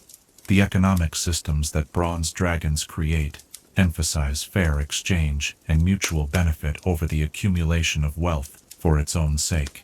They serve as guarantors of commercial agreements, using their reputation for honesty and their ability to enforce contracts across vast distances to facilitate trade relationships that might otherwise be impossible due to lack of trust between distant communities. Their hoards often consist largely of trade goods and commercial documents that represent ongoing relationships rather than static accumulations of treasure. Brass dragons embody the social and intellectual virtues of dragonkind, beings whose greatest joy comes from the exchange of ideas and the preservation of knowledge for future generations. Their brass scales warm with the reflected heat of their passionate curiosity, reflecting a nature that finds treasure in stories and wisdom in the experiences of even the humblest travelers. In the brass dragons, we see the transformation of draconic pride into scholarly dedication, the conversion of the hoarding instinct into a desire to collect and preserve knowledge rather than mere material wealth. The desert territories that brass dragons inhabit become oases of learning and culture, where scholars, storytellers, and travelers from across the world can find welcome and encouragement. Their lairs serve as libraries, universities, and cultural centers, where knowledge is freely shared and preserved for future generations. The hospitality that brass dragons offer reflects their understanding that wisdom grows through sharing rather than hoarding, that true wealth lies in the connections between minds rather than the accumulation of objects. Brass dragons approach their role as preservers of culture with the same dedication that other metallic types bring to military or political endeavors. They travel extensively, recording the stories and traditions of different communities before these can be lost to war, disaster, or simple neglect. Their efforts ensure that the achievements and wisdom of mortal civilizations survive the inevitable cycles of rise and decline that characterize shorter-lived societies. The philosophical discussions that brass dragons initiate serve purposes beyond mere entertainment. They represent genuine efforts to understand the fundamental principles that guide moral behavior and social organization.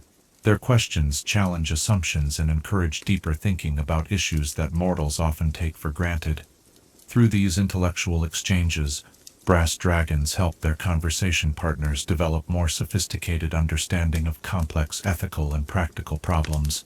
Copper dragons embody the transformative power of humor and insight, beings who understand that laughter can accomplish what force and authority cannot. The breaking down of barriers between different perspectives and the creation of common ground where meaningful communication becomes possible. Their copper scales gleam with the reflected light of their wit, reflecting a nature that finds strength in flexibility and wisdom in the ability to see multiple sides of complex situations. The hill territories that copper dragons claim become centers of celebration and cultural exchange, where different communities can come together to share their traditions and learn from one another's experiences.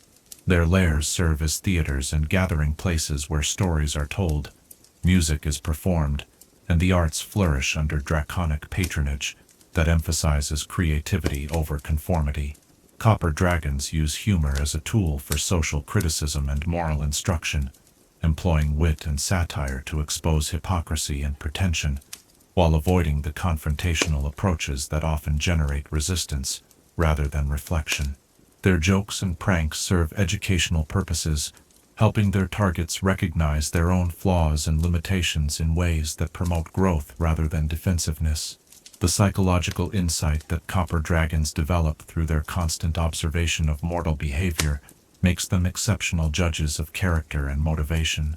They possess an almost supernatural ability to detect deception and pretense, yet they use this gift not to expose or punish, but to gently guide others toward greater honesty and self-awareness. Their interventions often take the form of elaborate practical jokes that reveal truth through comedy rather than confrontation. The collective impact of the metallic dragons extends far beyond their individual territories and immediate spheres of influence.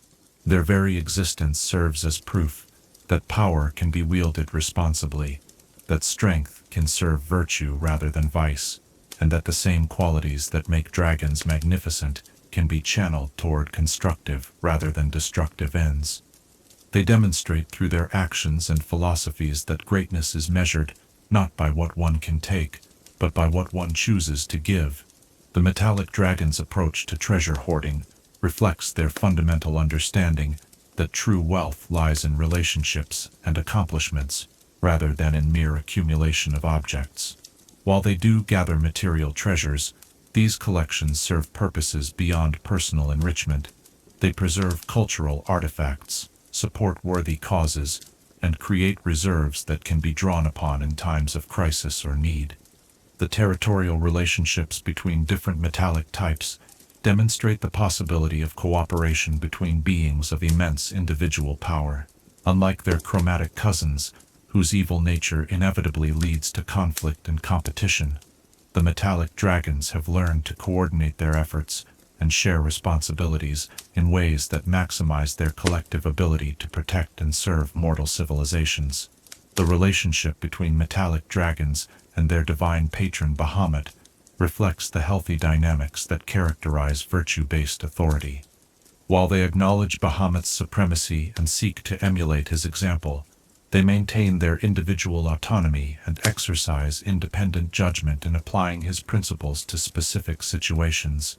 This balance between loyalty and independence creates a system of governance that avoids both the chaos of complete individualism and the stagnation of absolute conformity.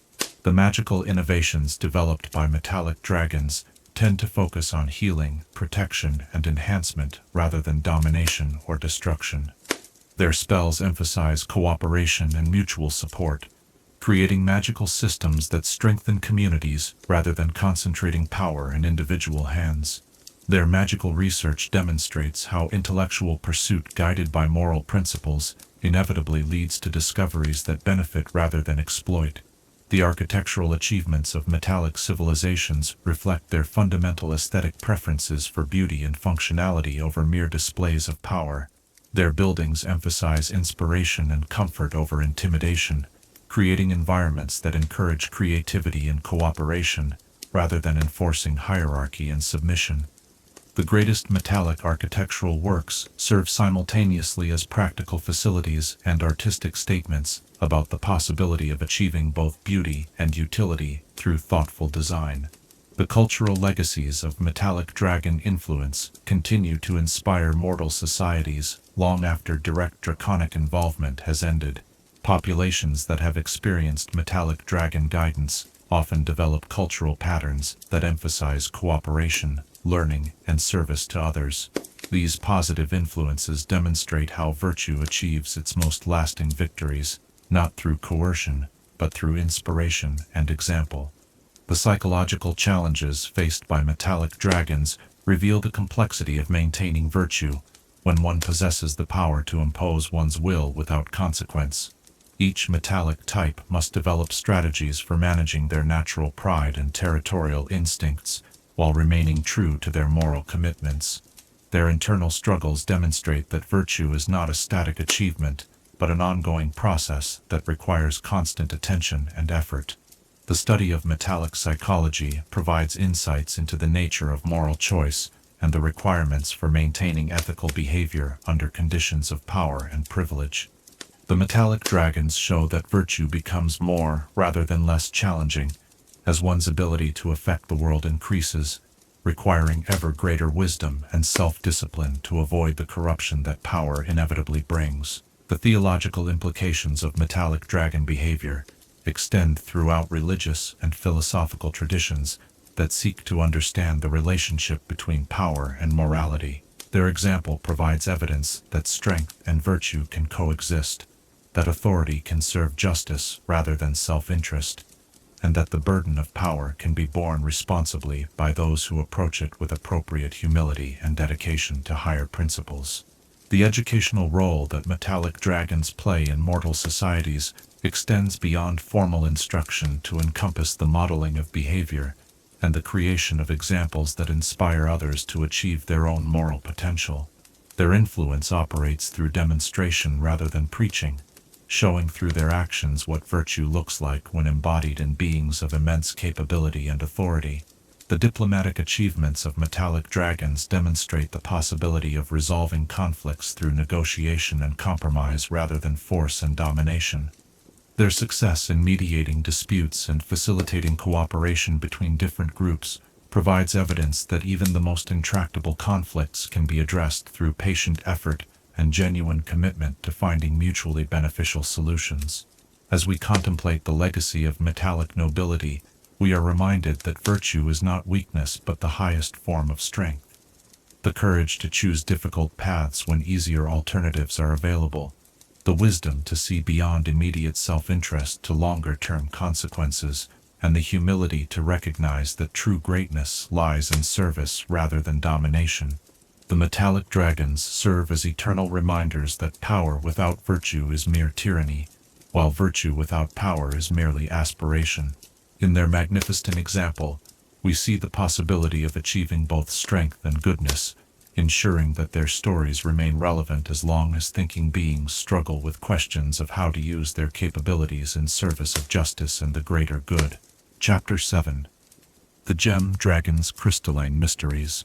There exists a third path beyond the eternal struggle between good and evil, a way that transcends the fundamental duality that has defined draconic existence since the sundering of Io created Bahamut and Tiamat. In the Gem Dragons, we encounter beings who have chosen neither the protective nobility of their metallic cousins nor the dominating tyranny of their chromatic kin, but have instead embraced a philosophy of independence that places the pursuit of knowledge, understanding, and personal enlightenment above all other considerations. They are the crystalline mysteries of dragonkind, creatures whose very existence challenges the assumption that all thinking beings must eventually choose between serving others and ruling them. The amethyst dragons embody the philosophical heart of gem dragon independence, beings whose deep purple scales reflect the twilight realm between day and night, between the clear certainties that guide metallic virtue and the dark absolutes that define chromatic evil. They represent the pursuit of wisdom for its own sake, divorced from any obligation to use knowledge in service of predetermined moral goals. In the Amethyst Dragons, we witness the transformation of draconic intelligence into pure intellectual curiosity, unbound by the limitations that moral considerations place upon the search for truth. The subterranean territories that Amethyst Dragons claim become vast libraries of living stone, places where knowledge accumulates like sediment over geological ages, and where the boundaries between learning and existence blur until they become indistinguishable. Their lairs extend for miles through carefully carved cavern systems, each chamber dedicated to a different field of study or philosophical inquiry. The walls themselves become repositories of information, inscribed with observations, theories, and conclusions that span millennia of accumulated wisdom. Amethyst Dragons approach intellectual pursuit with the same passion that drives other dragons toward territorial conquest or treasure accumulation. Yet their hunger for knowledge transcends any practical application or moral framework. They study equally the techniques of healing and harming, the principles of creation and destruction, the mechanisms of love and hatred, viewing all knowledge as inherently valuable regardless of how it might be applied by others. Their research acknowledges no forbidden subjects or inappropriate questions, pursuing understanding with a purity that both inspires and disturbs those who encounter their work. The psychological isolation that characterizes Amethyst Dragon existence reflects their fundamental belief that true wisdom requires independence from the emotional and social pressures that influence the thinking of more connected beings. They deliberately cultivate detachment from the immediate concerns of mortal civilizations, understanding that genuine objectivity becomes impossible when one's welfare depends upon particular outcomes or relationships. Their philosophical positions emerge from centuries of contemplation, unconstrained by the need to consider practical consequences or social expectations. The sardonic wit that Amethyst Dragons display in their rare interactions with other beings serves multiple purposes beyond mere entertainment. Their humor often reveals the fundamental contradictions and absurdities that underlie the moral certainties embraced by both metallic and chromatic dragons, exposing the arbitrary nature of many ethical positions through careful observation and logical analysis. Their jokes and observations function as philosophical arguments disguised as casual remarks, challenging listeners to examine the assumptions that guide their own behavior and beliefs. The Topaz Dragons represent the Gem Dragon commitment to absolute autonomy, beings whose golden-brown scales reflect the endless desert horizons that symbolize their refusal to accept any limitations on their freedom of thought and action. They embody the principle of individual sovereignty, taken to its logical extreme, creatures who acknowledge no authority beyond their own judgment, and who view any attempt to influence their decisions as an intolerable assault upon their essential nature.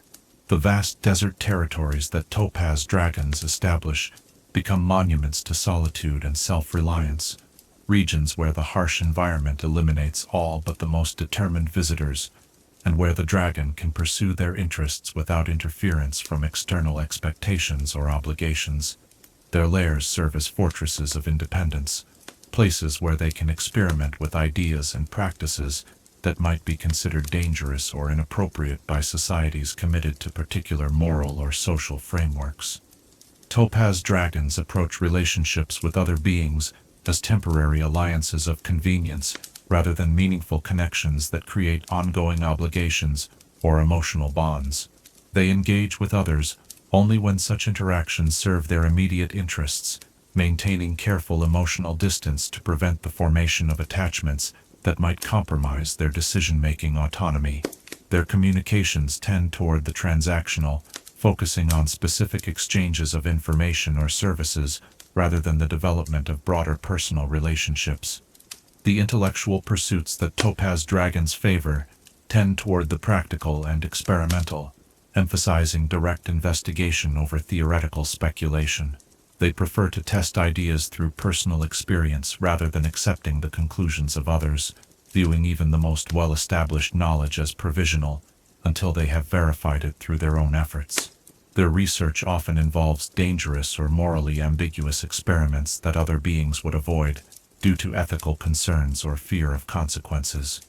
The crystal dragons embody the aesthetic dimension of gem dragon philosophy, beings whose clear, faceted scales refract light into countless prismatic patterns that reflect their appreciation for beauty that exists independently of any moral or practical purpose. They represent the pursuit of art and elegance as ends in themselves, demonstrating that meaning can emerge from the creation and contemplation of beautiful objects and experiences without requiring justification through utilitarian considerations. The Arctic territories that crystal dragons inhabit become galleries of natural and created beauty, places where ice sculptures and crystalline formations create environments of stunning visual complexity. Their lairs serve as museums and workshops where artistic creation becomes a form of meditation, a practice that reveals truths about the nature of reality through the manipulation of form, color, and texture, rather than through logical analysis or empirical investigation. Crystal dragons approach the creation of beauty with the same systematic dedication that other dragons bring to the accumulation of power or wealth. They develop comprehensive aesthetic theories that guide their artistic choices, yet these theories remain purely personal rather than prescriptive, reflecting their belief that beauty cannot be reduced to universal principles or objective standards. Their art serves no purpose beyond its own existence, creating value through the mere fact of being rather than through any function it might serve in broader social or moral contexts. The contemplative practices that crystal dragons develop combine artistic creation with philosophical reflection, using the process of making beautiful objects as a means of exploring fundamental questions about the nature of existence and consciousness. Their artistic works become three-dimensional philosophical arguments, expressing complex ideas about reality and perception through visual and tactile media, rather than verbal or written communication. The emerald dragons represent the naturalistic aspect of gem dragon independence, beings whose green scales blend seamlessly with the forest environments they inhabit, and whose philosophy emphasizes harmony with natural cycles, rather than attempts to transcend or control them.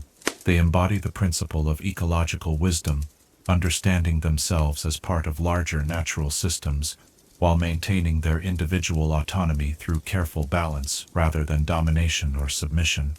The ancient forest territories that emerald dragons establish become living laboratories where they can observe and participate in natural processes without attempting to direct or control them. Their lairs integrate so completely with their forest environments that the boundary between draconic habitation and natural ecosystem becomes invisible, creating spaces where civilization and wilderness achieve perfect synthesis without either dominating the other. Emerald dragons approach their relationships with forest ecosystems as partnerships rather than hierarchies, understanding that their own welfare depends upon the health and diversity of the natural communities they inhabit. They serve as guardians of ecological balance without becoming rulers of nature, intervening only when external threats endanger the stability of their forest homes. Their protection extends to all elements of their ecosystems, from the smallest insects to the largest predators, recognizing that ecological health requires diversity and complexity, rather than simple harmony. The natural magic that emerald dragons develop focuses on enhancement and preservation, rather than transformation or control, working with existing natural processes to achieve results that benefit entire ecosystems, rather than individual beings. Their spells emphasize growth, healing, and communication rather than domination or destruction, creating magical effects that strengthen natural patterns rather than imposing artificial order upon wilderness environments. The sapphire dragons embody the scientific dimension of gem dragon philosophy, beings whose blue scales reflect the depths of underground realms, where they pursue systematic investigation of fundamental physical and metaphysical principles. They represent the pursuit of knowledge through controlled experimentation and careful observation, developing understanding through methodical inquiry, rather than intuitive insight or revealed wisdom.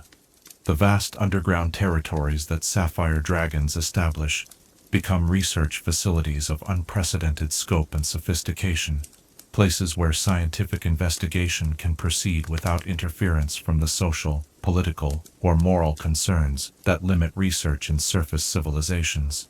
Their subterranean cities combine living spaces with laboratories, libraries, and experimental facilities that allow for comprehensive investigation of any subject that captures their interest. Sapphire dragons approach scientific research with absolute dedication to empirical methodology and logical analysis, viewing the systematic investigation of natural phenomena as the most reliable path toward genuine understanding. They develop experimental techniques and analytical methods that surpass anything achieved by mortal civilizations, creating knowledge that remains hidden in their underground domains, rather than being shared with societies that might use it for destructive purposes. The technological innovations that sapphire dragons create through their research reflect their commitment to understanding, rather than application, resulting in devices and techniques that serve primarily to enable further investigation, rather than to solve practical problems. Their inventions often remain theoretical rather than practical, existing as proofs of concept that demonstrate the validity of particular scientific principles, rather than as tools designed for widespread use. The collective impact of the gem dragons on draconic society extends far beyond their individual contributions to knowledge and culture. Their very existence serves as a constant reminder that the fundamental conflict between metallic virtue and chromatic evil represents only one possible approach to the exercise of draconic power and intelligence. They demonstrate that beings of immense capability can choose paths that transcend traditional moral categories, without necessarily embracing nihilism or abandoning all principles. The gem dragon's approach to treasure accumulation reflects their unique philosophical positions, with each type developing distinctive patterns of collection that serve their particular intellectual and aesthetic goals, rather than displays of dominance or wealth. Amethyst dragons gather rare books and research mether. Isles. Topaz dragons collect items that enhance their autonomy and independence. Crystal dragons seek objects of exceptional beauty and artistic merit. Emerald dragons preserve natural specimens and ecological artifacts, while sapphire dragons accumulate scientific instruments and experimental apparatus. The territorial relationships between different gem dragon types demonstrate the possibility of coexistence between beings who share common philosophical commitments, while maintaining distinct individual approaches to implementing those commitments. Unlike both metallic and chromatic dragons, whose group identities require some level of coordination and shared purpose, gem dragons achieve cooperation through mutual respect for independence, rather than through collective action toward common goals. The relationship between gem dragons and both Bahamut and Tiamat reflects their fundamental commitment to philosophical independence. While they acknowledge the divine status of both metallic and chromatic patrons, they refuse to accept either as ultimate authorities over their own choices and beliefs. This independence sometimes brings them into conflict with both factions, yet it also allows them to serve as mediators when metallic and chromatic interests require neutral arbitration. The magical innovations developed by gem dragons tend to focus on knowledge, investigation, and personal enhancement, rather than interpersonal influence or environmental manipulation. Their spells emphasize understanding over control, creating magical effects that reveal hidden information, enhance cognitive abilities, or facilitate individual growth, rather than imposing particular outcomes upon external situations. The architectural achievements of gem dragon civilizations reflect their diverse philosophical commitments while sharing common emphases on functionality and aesthetic harmony. Their buildings serve the specific needs of their inhabitants without making broader statements about power relationships or social hierarchies, creating environments that facilitate individual pursuits while maintaining the privacy and independence that gem dragon philosophy requires. The cultural legacies of gem dragon influence tend toward the intellectual and artistic, rather than the political or social.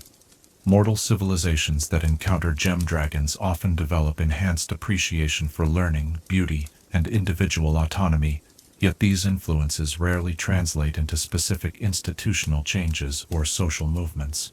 Gem dragons prefer to inspire through example rather than through direct instruction or guidance. The psychological complexity of gem dragon existence reflects the challenges inherent in maintaining independence while possessing the social and emotional needs that characterize all intelligent beings. Each gem dragon type develops strategies for managing their desire for connection and recognition while preserving the autonomy that their philosophy demands, creating internal tensions that require constant attention and adjustment. The study of gem dragon psychology provides insights into the nature of intellectual and emotional independence, revealing both the benefits and costs associated with choosing autonomy over connection. Their experiences demonstrate that freedom from external obligations can enable achievements impossible under other circumstances, yet this freedom comes at the price of isolation and the burden of complete personal responsibility for all decisions and their consequences. The theological implications of gem dragon philosophy challenge traditional religious and moral frameworks that assume all beings must eventually choose between good and evil. Their existence suggests that moral categories might be less fundamental than generally assumed, that intelligence and wisdom can develop along paths that transcend conventional ethical distinctions without necessarily embracing moral relativism or nihilistic meaninglessness. The educational value of gem dragon example lies not in any specific knowledge or techniques they have developed, but in their demonstration that alternative approaches to existence remain possible even for beings of immense power and capability. Their choices provide evidence that the apparent inevitability of traditional moral and social patterns might reflect habit and assumption rather than genuine necessity.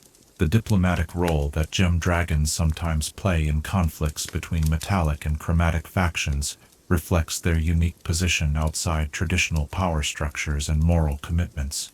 Their independence from both sides allows them to serve as neutral mediators who can evaluate disputes based on logical analysis rather than ideological commitment, providing perspectives that neither metallic virtue nor chromatic ambition can achieve independently. As we contemplate the crystalline mysteries that gem dragons represent, we are reminded that wisdom takes many forms, and that the paths toward understanding need not conform to predetermined patterns or expectations.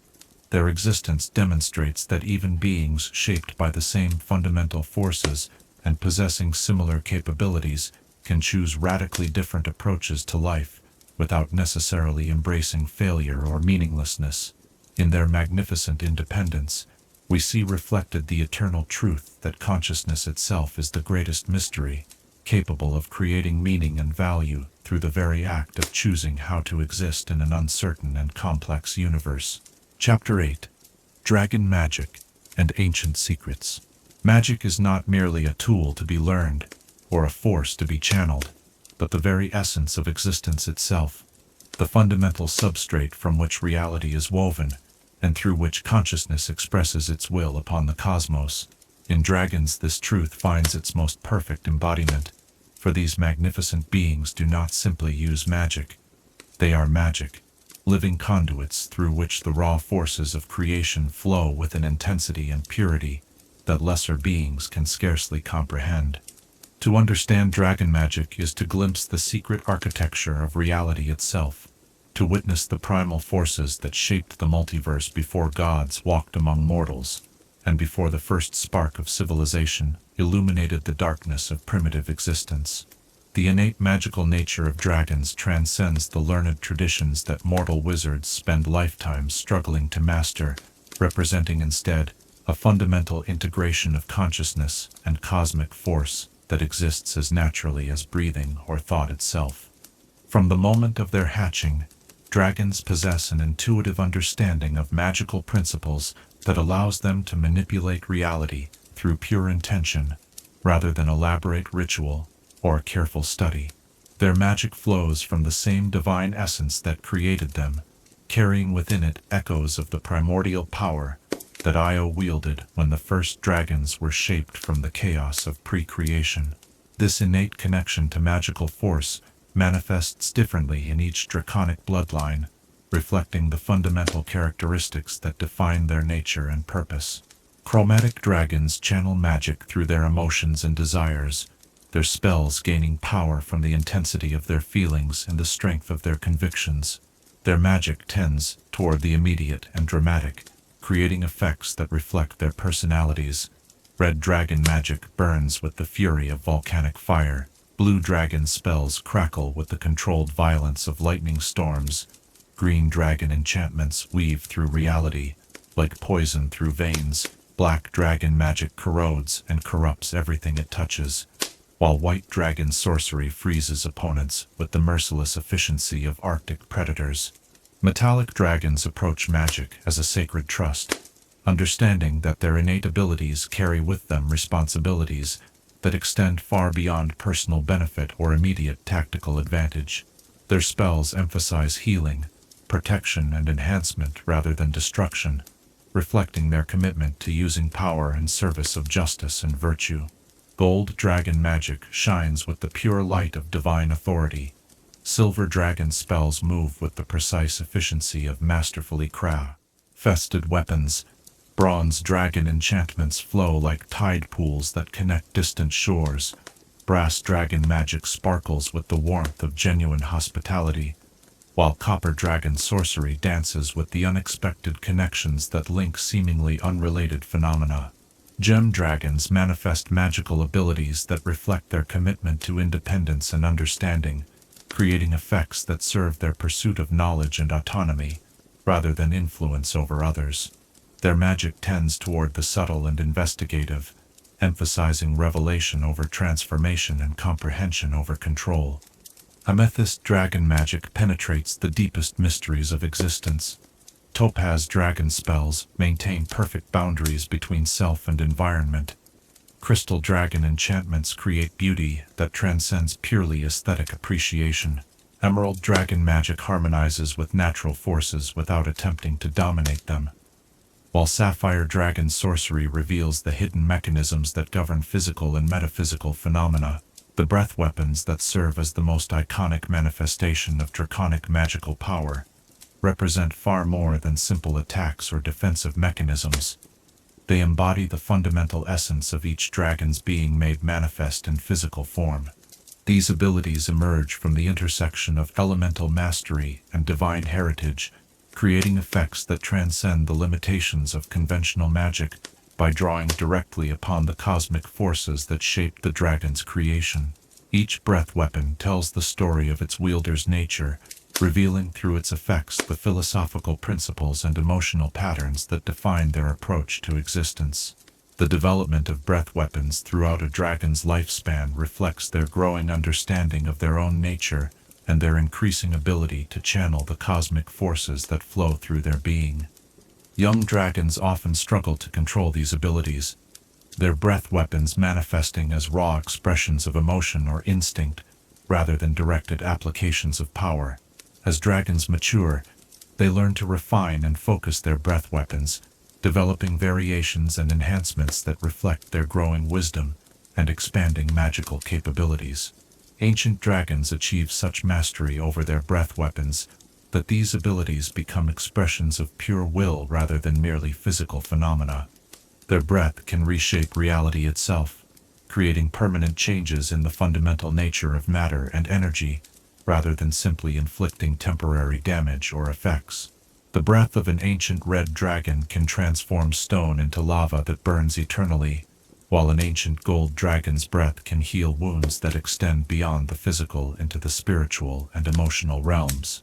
The magical research that dragons conduct throughout their extended lifespans produces innovations and discoveries that dwarf the achievements of entire mortal civilizations. Their longevity allows them to pursue investigations that span centuries or millennia, following lines of inquiry that require extended observation and experimentation to reach meaningful conclusions.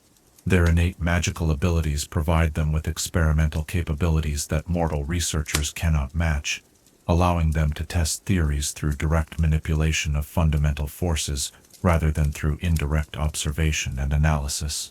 Draconic spell development follows patterns that reflect the unique perspective that immortal beings bring to magical research. Where mortal wizards focus on creating effects that serve immediate practical needs, Dragons pursue magical innovations that explore the theoretical limits of what magic can accomplish. Their spells often exist as artistic expressions or philosophical statements as much as practical tools, demonstrating possibilities rather than solving specific problems. The magical traditions that dragons establish within their territories create environments where magical research can proceed without the social, political, or economic constraints that limit mortal investigation. Dragon domains become laboratories where magical experimentation can explore dangerous or controversial subjects, without fear of outside interference or moral judgment. The magical innovations that emerge from these environments often remain hidden within dragon hordes for centuries before being discovered by mortal researchers who lack the context necessary to understand their full implications. The relationship between dragon magic and the hoarding instinct reveals fundamental truths about the nature of magical power and its connection to consciousness and will. Dragons do not simply collect treasure for its material value. They gather objects that resonate with their magical nature, creating hordes that function as massive focusing devices for channeling and amplifying their innate abilities. Each piece of treasure becomes part of a complex magical matrix that enhances the dragon's power, while serving as a physical manifestation of their spiritual and intellectual development. The arrangement of dragon hordes follows patterns that reflect sophisticated understanding of magical principles, with each treasure placed according to its metaphysical properties, rather than its aesthetic appeal or monetary value. The most powerful dragon hordes become semi-sentient magical constructs that actively assist their owners in various endeavors, providing information, enhancing magical abilities, and even defending themselves against intruders through autonomous magical responses.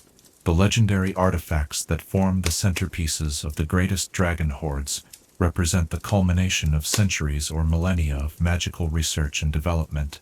These items often combine multiple magical traditions and theoretical approaches, creating effects that transcend the limitations of conventional enchantment, through the application of principles that only dragons possess the longevity and power to discover and implement. The magical defenses that protect dragon hordes demonstrate the sophisticated integration of multiple magical disciplines that characterizes advanced draconic research.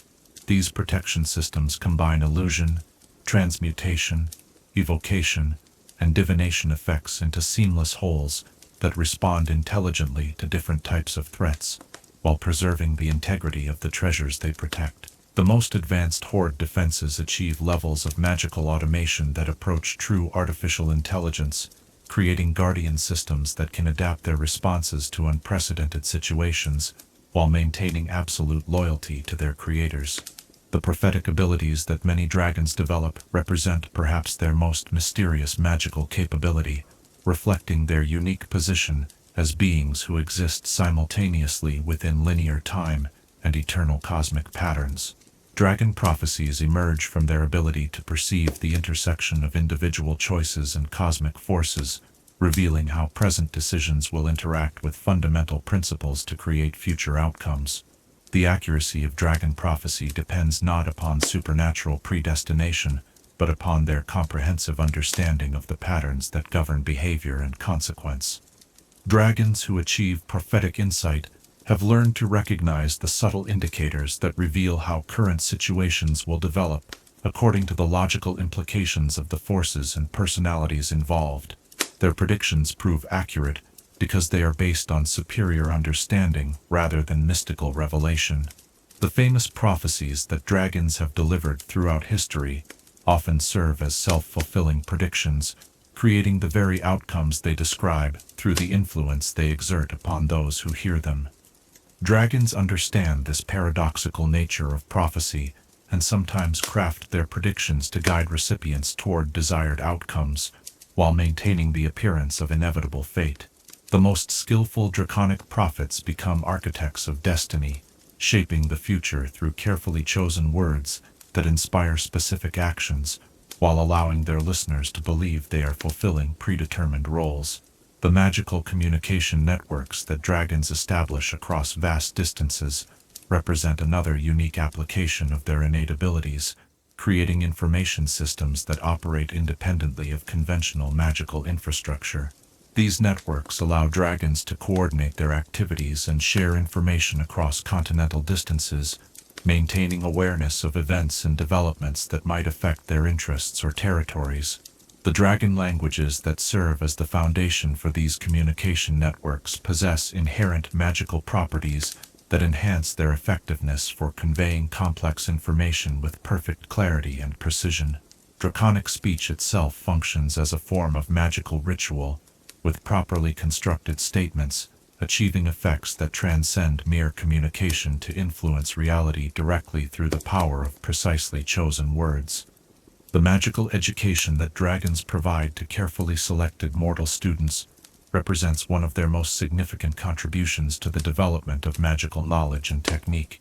Dragon tutors offer instruction that combines theoretical understanding with practical application in ways that conventional magical education cannot match, providing their students with insights into fundamental principles that would otherwise require centuries of independent research to discover. The magical legacies that ancient dragons leave behind when they eventually pass beyond mortal existence continue to influence magical development for millennia after their creators' deaths. These legacies take various forms: hidden libraries of magical research, enchanted items that continue to function according to their creators' intentions, and magical effects that persist independently of ongoing maintenance or control. The relationship between dragon magic and the fundamental forces that govern reality reveals that magical ability represents far more than simple manipulation of energy or matter. Dragon magic operates through direct interface with the consciousness that underlies existence itself, allowing skilled practitioners to influence reality by changing the underlying assumptions and patterns that determine how cosmic forces express themselves in physical form. The magical evolution that dragons undergo throughout their extended lifespans reflects their growing understanding of their relationship to the cosmos and their expanding ability to channel the fundamental forces that shape existence. Young dragons manipulate magic through instinct and emotion. Mature dragons apply magical power through knowledge and technique, while ancient dragons achieve such complete integration with cosmic forces that their very existence becomes a form of ongoing magical ritual that influences reality through pure being rather than deliberate action. The theoretical implications of dragon magic extend far beyond its practical applications, providing insights into the nature of consciousness, reality, and the relationship between will and existence that challenge conventional understanding of how the universe operates.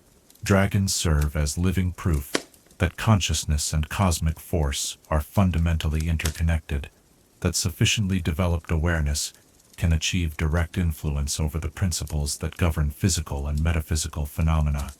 The magical mysteries that dragons preserve within their hordes and territories represent repositories of knowledge that could revolutionize mortal understanding of magic and reality, yet these secrets remain largely hidden due to the dangerous nature of the information and the lack of adequate preparation among potential students. Dragons understand that advanced magical knowledge requires not only intellectual comprehension, but also spiritual and emotional development sufficient to handle the responsibilities that such power brings. As we contemplate the vast magical heritage that dragons represent, we are reminded that magic is ultimately about the relationship between consciousness and cosmos, the eternal dance between will and reality that creates the endless possibilities for growth, discovery, and transformation that define existence itself. In their magical mastery, dragons demonstrate both the heights that consciousness can achieve and the profound responsibilities that accompany the power to influence the fundamental nature of reality through pure intention and will. Chapter 9. Dracolich's Death Transcendent. There exists no greater corruption of divine purpose than the deliberate rejection of natural order in pursuit of power that transcends mortal limitations. Yet among all the forms that such corruption can take, none is more terrible or more tragic than the transformation of a dragon into undeath. The Dracoliches represent the ultimate perversion of draconic magnificence, beings who have traded their divine heritage for the promise of eternal existence, sacrificing the very essence that made them worthy of respect for a mockery of life. that endures only through the consumption of others' vitality. In these undead mockeries of draconic glory, we witness the darkest truth about the nature of ambition, that even beings of godlike power can be driven to self-destruction through the inability to accept the natural limitations that define existence itself. The path toward lichdom begins with the fundamental draconic characteristic that serves as both their greatest strength and their ultimate weakness, the absolute conviction that they are superior to all other forms of life, and therefore deserve to exist forever. This belief, natural and harmless when balanced by wisdom and humility, becomes a poison when it encounters the inevitable reality of mortality that even dragons cannot ultimately escape. While dragons possess lifespans that dwarf those of mortal creatures, measuring their existence in millennia rather than mere decades, they are not truly immortal in the way that gods or fundamental forces of nature achieve eternal being. The crisis that drives dragons toward the path of lichdom often emerges in their ancient years, when they have accumulated enough experience to fully understand the scope of their achievements and the bitter knowledge that all their accomplishments will eventually be lost to the passage of time. An ancient dragon who has spent thousands of years building the perfect horde, establishing the ideal territory, and developing magical techniques of unprecedented sophistication, faces the unbearable realization that death will eventually claim them just as it claims all living beings, reducing their magnificent existence to mere legend and memory. The psychological torment that accompanies this realization proves more than many dragons can endure. Beings who have never accepted limitations imposed by others find themselves confronted with the ultimate limitation, one that cannot be overcome through strength, cunning, or magical power alone. The very pride that makes dragons magnificent becomes the instrument of their potential damnation, as they refuse to accept that even their divine heritage cannot grant them true immortality through natural means. The transformation ritual that converts a living dragon into a Dracolich represents one of the most complex and dangerous magical workings ever devised, a process that requires not only tremendous magical knowledge, but also the willingness to sacrifice everything that makes existence meaningful in exchange for the mere continuation of being. The ritual demands that the dragon voluntarily surrender their soul to dark forces in exchange for undead existence, trading their capacity for growth, change, and genuine emotion for the cold permanence of animated death. The phylactery that serves as the focal point for Dracolich existence becomes both their greatest strength and their ultimate vulnerability, a repository for their essence that must be hidden and protected at all costs, yet remains forever separate from their physical form. The creation of a phylactery requires the dragon to fragment their own soul, separating their consciousness from their divine heritage, and binding it to a material object that becomes the true center of their being. This separation from their natural spiritual essence marks the beginning of their corruption, creating a wound in their psyche that can never fully heal. The physical transformation that accompanies the lichdom ritual reveals the true cost of choosing undeath over natural existence. The dragon's magnificent scales lose their luster and become brittle bone. Their flesh withers away to reveal the skeletal framework that will house their corrupted consciousness, and their eyes become burning points of unholy fire that reflect the consuming hunger that drives all undead existence. The breath weapon that once symbolized their elemental mastery becomes a manifestation of pure death energy, capable of draining the life force from any living being it touches. Yet the physical changes pale in comparison to the spiritual and psychological corruption that lichdom inflicts upon the dragon's essential nature. The emotions that once drove their behavior, pride, curiosity, ambition, even love, become hollow echoes of their former selves, memories of feelings rather than genuine experiences. The Dracolich retains the intelligence and knowledge they possessed in life, yet these capabilities serve only the endless hunger for power and dominance that replaces all other motivations. The territories that Dracoliches establish reflect their transformed nature, becoming realms of death and decay, where the normal cycles of life and renewal cease to function. Their lairs serve as nexuses of negative energy that corrupt everything within their influence. transforming fertile lands into barren wastelands where only undead creatures can thrive. The very presence of a Dracolich poisons the magical fields that support natural life, creating zones of spiritual death that persist long after the undead dragon has moved elsewhere. The undead servants that Dracoliches create and command represent a twisted parody of the relationships they once maintained with living subjects. Where a living dragon might inspire loyalty through strength or wisdom, Dracoliches enforce obedience through the absolute power of undeath, creating minions who serve not from choice, but from the supernatural compulsion that binds all lesser undead to more powerful creatures of their kind. These undead armies become extensions of the Dracolich's will, creatures that exist solely to serve their master's endless hunger for power and dominance. The hoarding behavior that characterized the dragon's living existence becomes perverted into an obsession with collecting souls and life energy, rather than material treasures.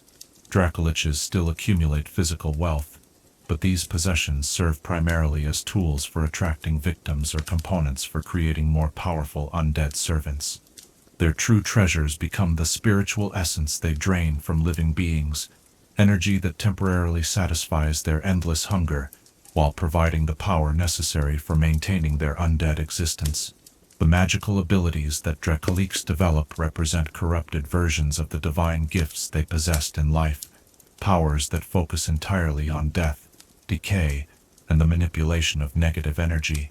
Their spells emphasize domination over cooperation, destruction over creation, and the conversion of life into undeath, rather than the protection or enhancement of natural existence. The magical research they conduct explores the darkest secrets of necromancy and soul manipulation, pursuing knowledge that serves only to increase their power over death and their ability to corrupt others. The most famous Dracoliches in recorded history demonstrate the various paths by which different dragon types approach the corruption of lichdom. Dragotha, the ancient white dragon who became one of the most powerful Dracoliches ever known, exemplifies how the predatory instincts that characterize white dragon nature can be amplified and perverted through undeath. His transformation from a creature that killed to survive into a being that destroys for the mere pleasure of ending life illustrates the fundamental corruption that lichdom inflicts upon natural draconic behavior. Komasa the glutton represents the tragic fate of a brass dragon, whose love of storytelling and social interaction became twisted into an insatiable hunger for the memories and experiences of others. Her undead existence focuses on collecting the life stories of her victims, preserving their memories within her phylactery, while draining their essence to fuel her continued existence. Her transformation demonstrates how even the most benevolent draconic traits can be corrupted into instruments of evil through the spiritual pollution that accompanies lichdom. The Bone Sovereign, a former gold dragon whose name has been erased from all records, save the most forbidden texts, represents perhaps the most tragic example of draconic lichdom, a being who sought undeath, not from pride or ambition, but from a misguided desire to continue protecting mortal civilizations throughout eternity. His noble intentions were corrupted by the transformation process, turning his protective instincts into possessive domination, and his wise counsel into manipulative control that served his own hunger rather than his subjects' welfare. The political dynamics that emerge within communities of Dracoliches reflect the competitive nature that drives all undead existence, yet amplified by the fundamental pride and territorial instincts that characterize draconic psychology. Unlike living dragons who can find satisfaction in their achievements and territories, Dracoliches exist in a state of perpetual hunger that can never be truly satisfied, driving them into conflicts with one another as they compete for the limited sources of spiritual energy available in any given region. The hierarchies that develop among Dracoliches follow patterns of power rather than age or wisdom, with dominance determined entirely by magical ability and the strength of the undead armies each creature can maintain. These political structures remain fundamentally unstable, as the corrupted nature of Dracoliches' existence prevents the formation of genuine alliances or long-term cooperative arrangements. Each Dracolich views all others as potential sources of power to be consumed, rather than allies to be respected. The relationship between Dracoliches and their living draconic kin represents one of the most complex and tragic aspects of their existence. Living dragons view their undead counterparts with a mixture of horror, pity, and disgust, recognizing in them a potential fate that could await any dragon who allows pride and ambition to overcome wisdom and acceptance of natural limitations. Some dragons dedicate themselves to hunting and destroying Dracoliches, viewing them as abominations that corrupt the very concept of draconic nature. Other dragons, particularly those approaching their own ancient years, find themselves morbidly fascinated by the Dracoliches, studying their transformation as a way of understanding the temptations they may face when confronted with their own mortality. These dragons often seek to develop alternative approaches to achieving extended existence, pursuing magical research that might grant true immortality, without requiring the spiritual corruption that characterizes lichdom. The divine response to draconic lichdom reveals the theological implications of choosing undeath over natural existence. Both Bahamut and Tiamat view the transformation of their children into Dracoliches as fundamental betrayals of their divine nature, rejecting these undead mockeries as no longer worthy of consideration as true dragons. This divine abandonment compounds the spiritual isolation that characterizes Dracolich existence, cutting them off from the cosmic forces that once defined their essential nature. The magical research that focuses on reversing or preventing draconic lichdom represents one of the most challenging areas of necromantic study, requiring deep understanding of both dragon psychology and the fundamental nature of undead existence.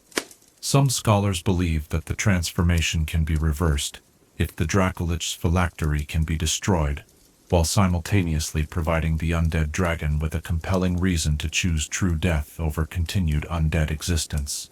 The prevention of draconic lichdom requires addressing the psychological and spiritual crises that drive dragons toward undeath in the first place. Dragons who develop strong connections to purposes beyond themselves, whether through service to others, dedication to preserving knowledge, or commitment to protecting important principles, prove more resistant to the temptations of lichdom than those who focus entirely on personal achievement and accumulation of power.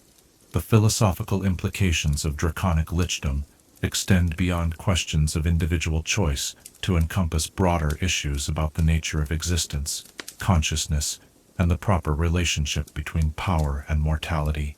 The Dracoliches serve as warnings about the dangers of seeking to transcend natural limitations through shortcuts that bypass the spiritual development necessary for genuine growth and enlightenment. The cultural impact of Dracolich legends influences how mortal civilizations understand both dragons and undeath, creating mythologies that emphasize the importance of accepting natural cycles of life and death, rather than seeking to escape them through corrupt bargains with dark forces. These legends serve educational purposes, teaching valuable lessons about the relationship between ambition and wisdom, power and responsibility. The military challenges that Dracoliches present to both living dragons and mortal civilizations require unique tactical approaches that account for their undead nature and corrupted magical abilities. Traditional weapons and strategies that prove effective against living dragons often fail when applied to their undead counterparts, requiring the development of specialized techniques that can address both their physical resilience and their supernatural powers. The environmental damage that Dracoliches inflict upon their territories creates long-term ecological problems that persist even after the undead dragons themselves have been destroyed. The negative energy that permeates areas under Dracolich control corrupts the fundamental magical fields that support natural life, requiring extensive magical intervention to restore these regions to health and vitality. As we contemplate the tragic fate of those dragons who choose the path of lichdom, we are reminded that even the greatest beings can fall victim to the fundamental spiritual poison of refusing to accept the natural limitations that define existence itself. The Dracoliches serve as eternal warnings about the corruption that inevitably accompanies any attempt to achieve immortality through rejection of the cosmic principles that govern life, death, and spiritual development. In their undead magnificence and spiritual poverty, we see reflected the ultimate truth that true transcendence comes not from escaping the natural order, but from finding one's proper place within it, and accepting both the gifts and limitations that such placement entails. Chapter 10. Half-Dragons and Dragonborn. The blood of dragons does not dilute easily, for divine essence carries within it a transformative power that reshapes everything it touches, creating beings who exist forever caught between two worlds, the mortal realm of brief lives and immediate concerns, and the eternal perspective of creatures born from cosmic forces. In the half-dragons and dragonborn, we witness the profound complexity that emerges when draconic heritage mingles with mortal existence, producing individuals who possess fragments of divine power, yet remain bound by the limitations and vulnerabilities that define shorter-lived races. Their stories reveal the bittersweet truth that greatness often comes at the cost of belonging, that the gifts of dragons carry with them burdens that few mortals can truly comprehend or bear. The half-dragons represent the most direct manifestation of draconic bloodline mixing with mortal heritage, beings whose very existence testifies to the complex relationships that can develop between dragons and the shorter-lived races they encounter.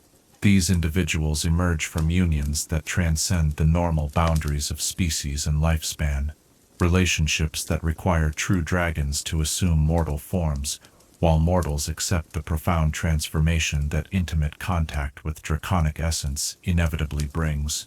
The creation of a half-dragon represents more than simple biological reproduction.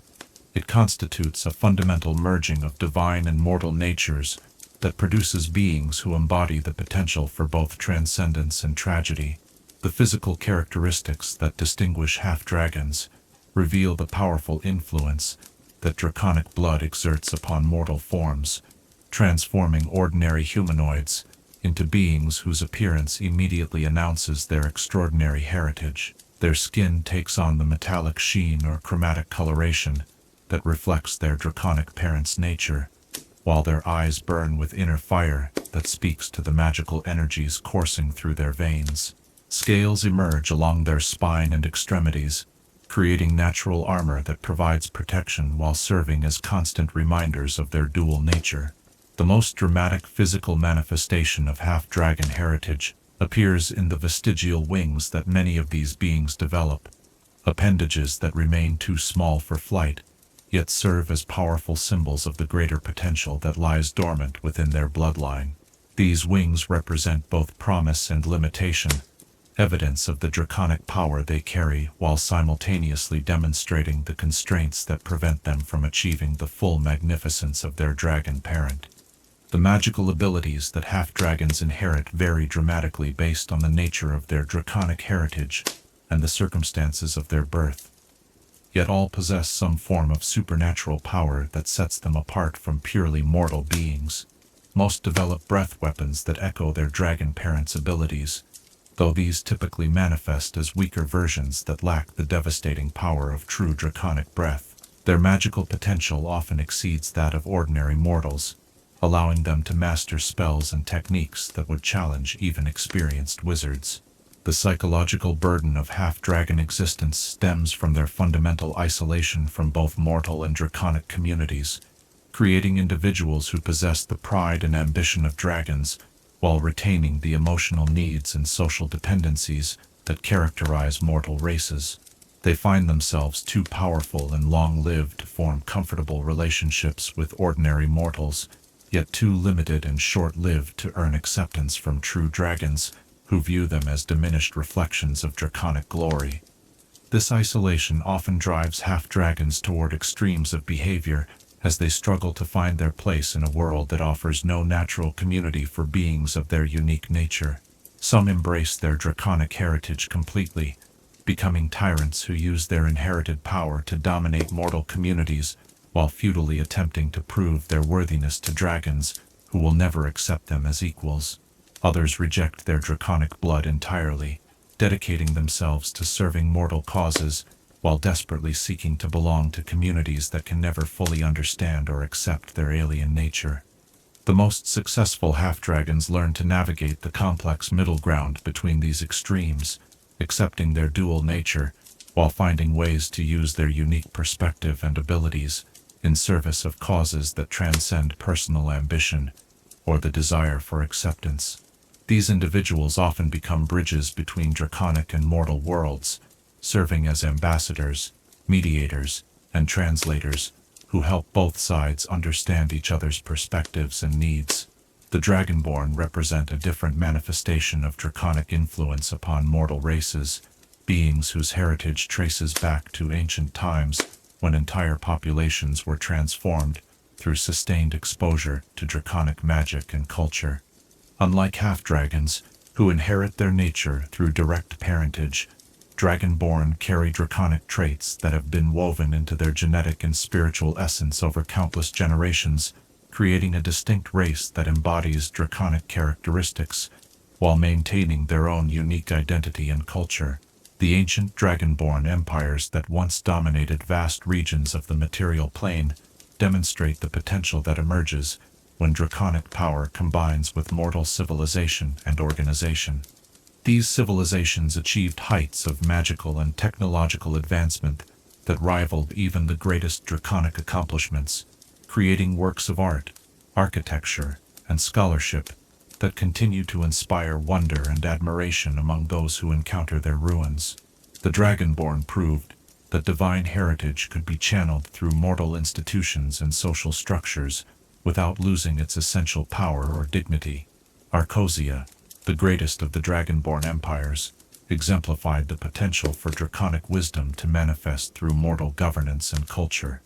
This vast civilization combined the long-term perspective inherited from their draconic ancestors with the dynamic energy and innovation that characterized mortal societies, creating a synthesis that produced unprecedented achievements in magic, philosophy, and statecraft. Their cities showcased architectural styles that blended draconic magnificence with humanoid practicality, creating urban environments that served both aesthetic and functional purposes while inspiring civic pride and cultural achievement. The military traditions that developed within Dragonborn society reflected their unique combination of draconic power and mortal organization, producing warrior cultures that emphasized both individual excellence and coordinated group tactics. Dragonborn soldiers combined the natural breath weapons and magical resistance inherited from their draconic heritage with disciplined formations and strategic thinking that maximized their collective effectiveness. Their armies became legendary for their ability to defeat forces many times their size through superior coordination and the tactical application of their supernatural abilities. The magical traditions that flourished within Dragonborn civilization demonstrated how draconic knowledge could be systematized and taught through formal institutions rather than relying entirely on individual discovery and intuition. Dragonborn academies developed comprehensive curricula that combined theoretical study with practical application, producing generations of mages who possessed both scholarly understanding and intuitive grasp of magical principles. Their research expanded upon the foundations laid by their draconic ancestors, while developing new techniques specifically adapted to mortal limitations and needs. The political structures that governed Dragonborn empires reflected their attempts to balance inherited draconic individualism with the cooperative requirements of large-scale civilization. Their governments typically combined elements of autocracy and democracy, creating systems where individual achievement and merit were rewarded, while maintaining collective decision-making processes for issues that affected entire communities. These political innovations influenced the development of governmental systems throughout the mortal world, establishing precedents that continue to shape political thinking centuries after the fall of the great Dragonborn empires. The decline and fall of the Dragonborn empires reveals the tragic limitations that affect even the most successful attempts to blend draconic and mortal natures. Despite their achievements, these civilizations remained vulnerable to the same forces that threaten all mortal societies: internal conflict, external invasion, resource depletion, and the gradual erosion of the cultural values that had made their success possible. The very draconic pride that had driven their achievements eventually became a source of division and weakness, as different Dragonborn clans competed for dominance, rather than working together for collective benefit. The wars between Arcosia and Baal Terath, the great Tiefling Empire, exemplify how inherited supernatural heritage can become a source of devastating conflict when combined with mortal ambition and territorial competition. These conflicts consumed both civilizations in mutual destruction, demonstrating that divine blood provides no immunity from the consequences of pride, hatred, and the inability to find peaceful resolution to fundamental disagreements. The modern Dragonborn communities that survive in the contemporary world represent the scattered remnants of these once great civilizations, populations that maintain their cultural identity and draconic heritage despite the loss of political power and territorial control. These communities often serve as repositories of ancient knowledge and traditions, preserving the achievements of their ancestors while adapting to changed circumstances that require new approaches to survival and cultural continuity. Contemporary Dragonborn face unique challenges as they navigate modern societies that often lack understanding of their nature and history.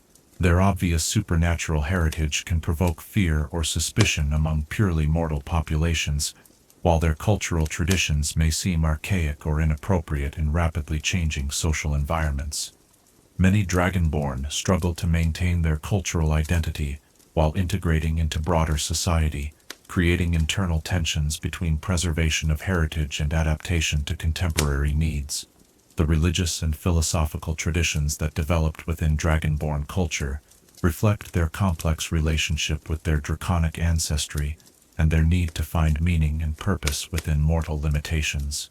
Many Dragonborn worship draconic deities while developing theological interpretations that emphasize service and community rather than individual dominance.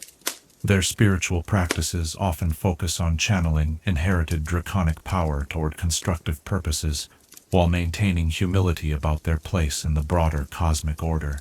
The individual heroes and villains who emerge from half-dragon and dragonborn populations demonstrate the full range of possibilities that draconic heritage can produce when combined with mortal choice and determination.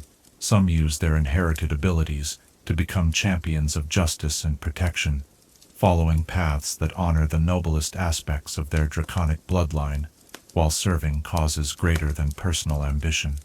Others embrace the darker potentials of their heritage, becoming tyrants and destroyers who use their power to dominate and exploit those weaker than themselves. Bahamut's chosen, legendary half-dragon paladins, who serve the Platinum Dragon's cause throughout the mortal world, exemplify how draconic heritage can be channeled toward the highest moral purposes. These warriors combine inherited supernatural abilities with unwavering commitment to justice and protection, becoming living examples of how power can serve virtue rather than corruption. Their achievements inspire others while demonstrating that draconic blood carries with it responsibilities as well as privileges. Conversely, the spawn of Tiamat represent the darkest possibilities inherent in draconic heritage, beings who embrace the selfish and destructive aspects of their bloodline while using their inherited power to spread chaos and suffering throughout the mortal world. These individuals serve as warnings about the dangers of allowing draconic pride and ambition to overwhelm moral restraint and social responsibility. The magical research conducted by scholars of draconic heritage reveals ongoing efforts to understand and harness the transformative potential of dragon blood and its interaction with mortal biology and consciousness. Some researchers seek ways to enhance or awaken dormant draconic traits in existing bloodlines, while others work to develop techniques for safely integrating draconic abilities into mortal magical traditions without the psychological and social costs that typically accompany such power. The philosophical implications of draconic heritage in mortal bloodlines raise fundamental questions about the nature of identity, belonging, and the proper relationship between inherited potential and personal choice. Half-dragons and dragonborn must constantly navigate the tension between what they are by birth and what they choose to become through their actions and decisions, creating unique perspectives on questions of free will, moral responsibility, and the meaning of individual achievement. The cultural contributions that beings of draconic heritage make to broader civilization often reflect their unique position between mortal and divine perspectives, producing art, literature, and scholarship that captures aspects of existence that purely mortal or purely draconic viewpoints might miss. Their works frequently explore themes of transformation, belonging, and the costs of power, creating cultural artifacts that resonate with others who struggle with questions of identity and purpose. The educational challenges faced by communities that include beings of draconic heritage require specialized approaches that account for their unique abilities, lifespans, and psychological needs. Traditional mortal education systems may prove inadequate for individuals whose inherited traits and extended lifespans create learning requirements that exceed normal curricular frameworks, while purely draconic educational approaches may fail to address their social and emotional needs as beings who must function within mortal communities. The economic impact of draconic heritage manifests through the unique skills and abilities that half-dragons and dragonborn bring to various professions and industries. Their supernatural abilities often make them exceptional craftspeople, warriors, scholars, or leaders, yet their obvious non-human heritage can limit their opportunities in societies that discriminate against those who differ from established norms. Finding ways to productively integrate their talents into broader economic systems while respecting their cultural identity and individual dignity remains an ongoing challenge for many communities. As we contemplate the complex legacy of draconic blood in mortal veins, we are reminded that heritage is both gift and burden, that the potential for greatness always carries with it the possibility of isolation and misunderstanding. The half-dragons and dragonborn serve as living bridges between worlds, beings whose very existence demonstrates that the boundaries between mortal and divine need not be absolute barriers, but can become sources of unique strength and perspective. In their struggles and achievements, we see reflected the eternal truth that identity emerges not from what we inherit, but from what we choose to do with the gifts and challenges that inheritance provides. Chapter 11. Modern Dragons, Survivors in a Changed World. Adaptation is the ultimate test of intelligence, the measure by which truly wise beings demonstrate their capacity to thrive, despite changing circumstances that would overwhelm those who remain rigid in their thinking and inflexible in their approaches. In the modern age, when mortal civilizations have risen to heights that rival the ancient achievements of dragons themselves, we witness perhaps the greatest demonstration of draconic wisdom, their ability to evolve and adapt their methods of influence and control while maintaining the essential dignity and power that defines their nature. The contemporary dragons who navigate this transformed world reveal truths about resilience, innovation, and the eternal principles that govern the relationship between superior beings and the societies they encounter. The rise of mortal civilizations over the past millennia has fundamentally altered the landscape of power and influence that dragons once dominated without question or competition. Where once their word was law and their presence commanded automatic submission, dragons now find themselves operating within complex political, economic, and social systems that they did not create and cannot control through simple displays of force or magical dominance. The mortal races have developed technologies, magical traditions, and organizational structures that allow them to challenge even ancient dragons when properly coordinated and motivated. This transformation required dragons to develop entirely new approaches to achieving their goals while maintaining their essential nature and dignity. The crude dominance that characterized the Age of Worms became not only impractical but counterproductive in a world where mortal armies could field thousands of soldiers equipped with magical weapons, where wizards had learned to coordinate their spells to pierce even draconic magical resistance, and where entire nations could mobilize their resources to eliminate threats that exceeded their tolerance for supernatural interference. The most successful modern dragons have learned to work through existing power structures rather than attempting to replace them, becoming invisible hands that guide rather than obvious rulers who command. They achieve their objectives through careful manipulation of economic systems, political processes, and cultural institutions, exercising influence so subtle that their involvement often remains undetected for decades or centuries. This approach requires far greater sophistication and patience than the direct methods favored by their ancestors, yet it proves more effective and sustainable in contemporary circumstances. Urban dragons represent perhaps the most dramatic adaptation to modern conditions, beings who have learned to thrive within the great cities that serve as centers of mortal civilization and power. These dragons establish their lairs not in remote mountain caves or hidden forest grottos, but within the urban infrastructure itself, in abandoned subway tunnels, forgotten basement complexes, or elaborate penthouse sanctuaries that provide both security and access to the networks of influence that characterize metropolitan life. The copper dragon Versithrax exemplifies this urban adaptation, having established herself as the unseen power behind one of the world's greatest commercial centers. Operating through a network of shell companies, trusted agents, and carefully cultivated relationships, she influences everything from municipal politics to international trade agreements, while maintaining the fiction that she is merely a reclusive but successful businesswoman. Her hoard consists not of traditional treasures, but of stock certificates, real estate holdings, and information networks that provide her with influence over millions of lives without requiring any of them to know of her true nature. Urban dragons must develop entirely new skills to navigate the complex social and legal frameworks that govern city life.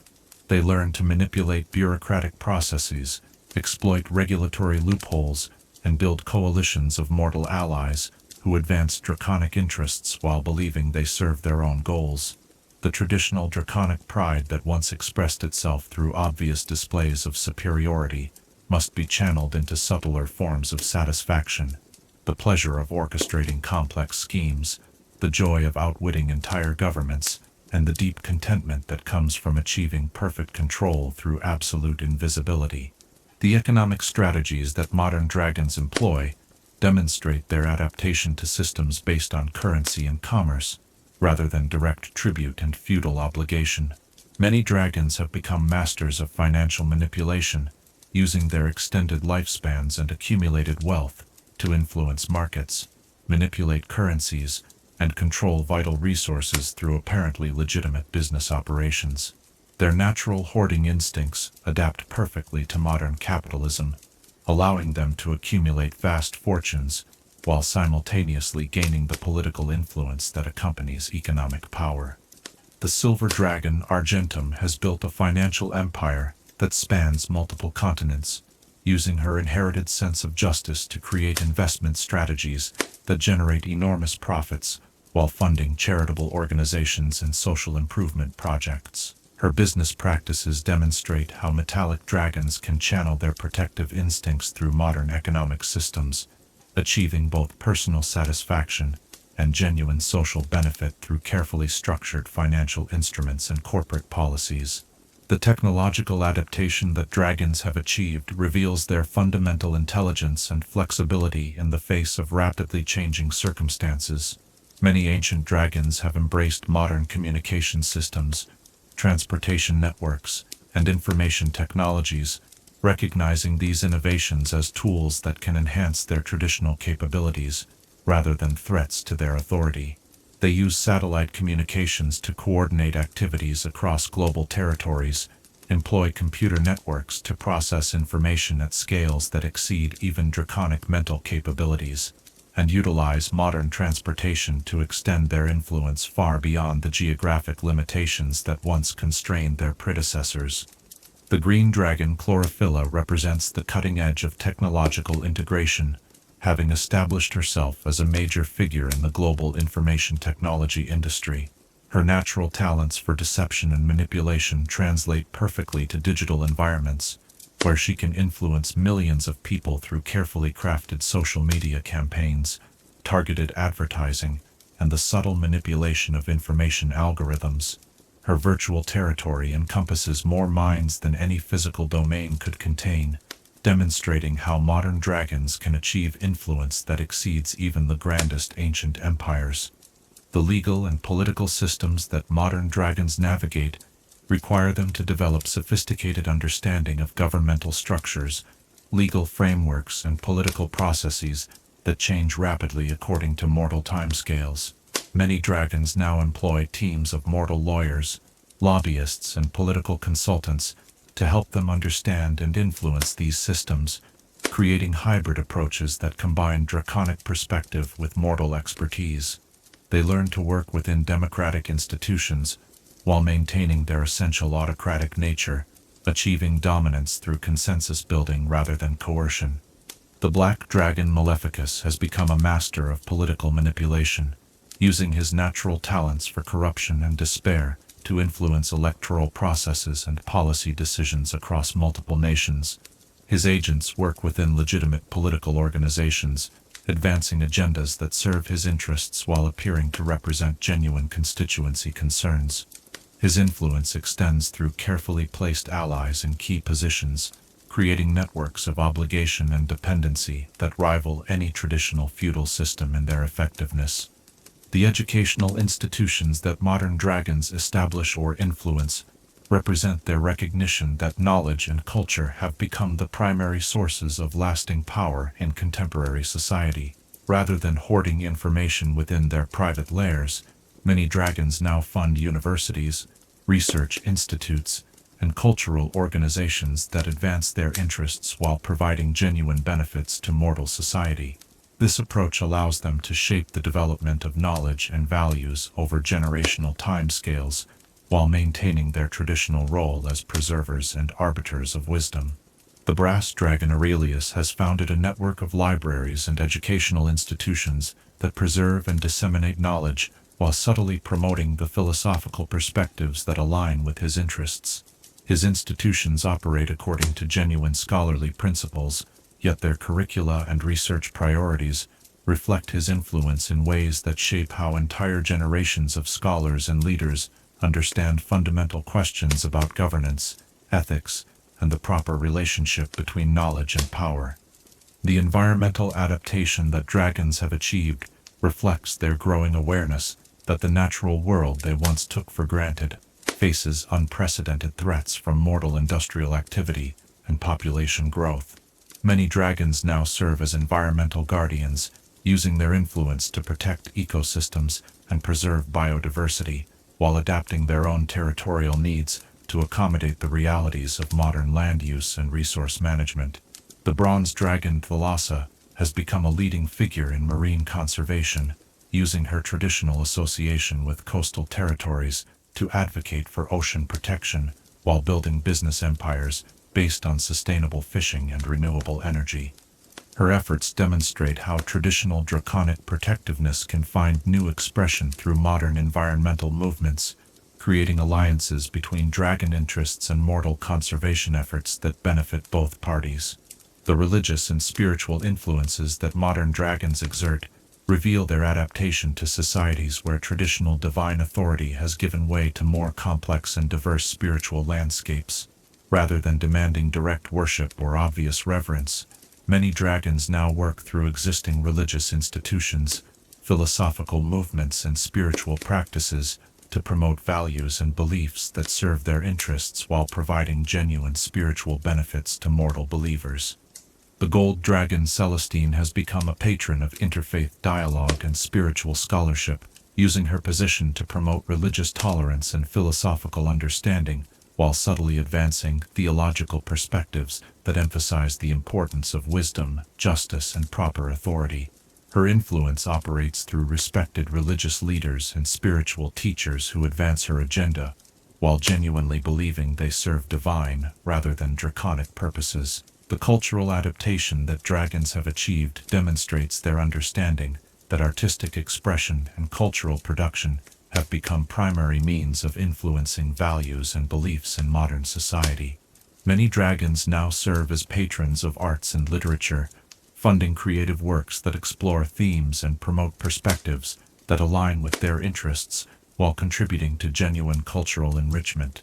The crystal dragon Prismata has established herself as a major force in contemporary art and design, using her aesthetic sensibilities to influence fashion, architecture, and visual culture on a global scale. Her patronage promotes artistic movements that emphasize beauty, harmony, and the importance of individual creative expression, while subtly advancing gem dragon principles of independence and aesthetic appreciation. The scientific research that modern dragons conduct or sponsor reveals their recognition that systematic investigation has become the primary means of expanding knowledge and capabilities in contemporary society. Rather than relying solely on magical research, many dragons now fund or participate in scientific investigations that advance understanding while serving their long-term interests in maintaining influence and relevance. The sapphire dragon's cerebrum has become a leading figure in cognitive science and artificial intelligence research, using his natural intelligence and extended lifespan to make contributions that advance both scientific understanding and his personal quest for knowledge. His research institutes explore questions about consciousness, intelligence, and the nature of thought that align perfectly with traditional gem dragon interests, while pushing the boundaries of mortal scientific capability. The diplomatic relations that modern dragons maintain with contemporary governments reveal their adaptation to political systems based on negotiation and mutual benefit, rather than simple dominance and submission. Many dragons now serve as unofficial advisors to national leaders, providing long-term perspective and strategic insight, while maintaining their independence and pursuing their own interests through cooperative rather than coercive means. The ancient dragons who serve as hidden advisors to world leaders demonstrate how traditional draconic wisdom can find new expression through modern political systems. Their counsel influences decisions about war and peace, economic policy, and social development, while remaining invisible to public scrutiny. These relationships benefit both parties. Dragons gain influence over important decisions, while mortal leaders receive advice based on centuries of experience and perspective. The technological innovations that dragons have sponsored or developed represent their recognition that advancement in capability requires embracing new methods rather than simply perfecting traditional approaches. Many dragons now fund research into technologies that enhance their own capabilities while providing benefits to broader society, creating win-win scenarios that serve both draconic and mortal interests. The medical research that the White Dragon Glacialis sponsors focuses on life extension and consciousness preservation, reflecting her adaptation of traditional predatory instincts toward the pursuit of scientific advancement. Her research institutes explore questions about aging, consciousness, and the boundaries between life and death, while developing therapies that extend healthy lifespan for both dragons and mortals. The philosophical adaptations that modern dragons have achieved reveal their growing understanding that the fundamental questions about power, authority, and social organization require new answers in contemporary circumstances. Rather than simply asserting traditional draconic supremacy, many dragons now engage with modern philosophical and ethical frameworks, while maintaining their essential nature and pursuing their core interests through evolved methods. The social contracts that modern dragons negotiate with contemporary society represent perhaps their most sophisticated adaptation to changed circumstances. These arrangements acknowledge mortal autonomy and dignity, while preserving draconic influence and authority through structures that benefit both parties. The most successful modern dragons achieve their traditional goals of power and influence while contributing genuine value to the societies they operate within. As we examine the magnificent adaptation that dragons have achieved in response to the rise of mortal civilization, we witness proof that true intelligence lies not in rigid adherence to traditional methods, but in the capacity to evolve and grow while maintaining essential identity and purpose. The modern dragons who thrive in contemporary circumstances demonstrate that power exercised with wisdom and flexibility can not only survive dramatic change, but can emerge stronger and more influential than ever before. In their successful adaptation, we see reflected the eternal truth that those who combine strength with intelligence, tradition with innovation, and authority with service will always find ways to thrive regardless of how dramatically circumstances may change around them. Chapter 12. The Eternal Cycle. Dragon. Legacy. In the end, all stories return to their beginning. All cycles complete their eternal revolutions, and all truths reveal themselves to be reflections of deeper mysteries that transcend the particular circumstances of any single age or civilization. The dragons, who emerged from primordial chaos to become the architects of order and the guardians of cosmic balance, represent far more than merely powerful creatures who happen to shape the development of the material plane. They embody the fundamental principles that govern all existence, serving as living symbols of the eternal dance between creation and destruction, wisdom and folly, power and responsibility, that defines the very nature of consciousness itself. The dragon legacy transcends the specific achievements and failures of individual worms, or even entire draconic civilizations, encompassing instead the archetypal patterns that dragons represent in the cosmic order. They serve as embodiments of primal forces that operate beyond the limitations of time and space, forces that find expression through dragon form but exist independently of any particular manifestation. The true significance of dragons lies not in their scales and claws, their hordes and territories, but in their function as living repositories of cosmic principles that guide the development of all thinking beings throughout the multiverse. As symbols of ultimate power, dragons represent the eternal appeal and terror of absolute capability unconstrained by external limitation. They embody the fantasy of complete freedom from restriction, the dream of possessing sufficient strength to impose one's will upon reality without compromise or negotiation.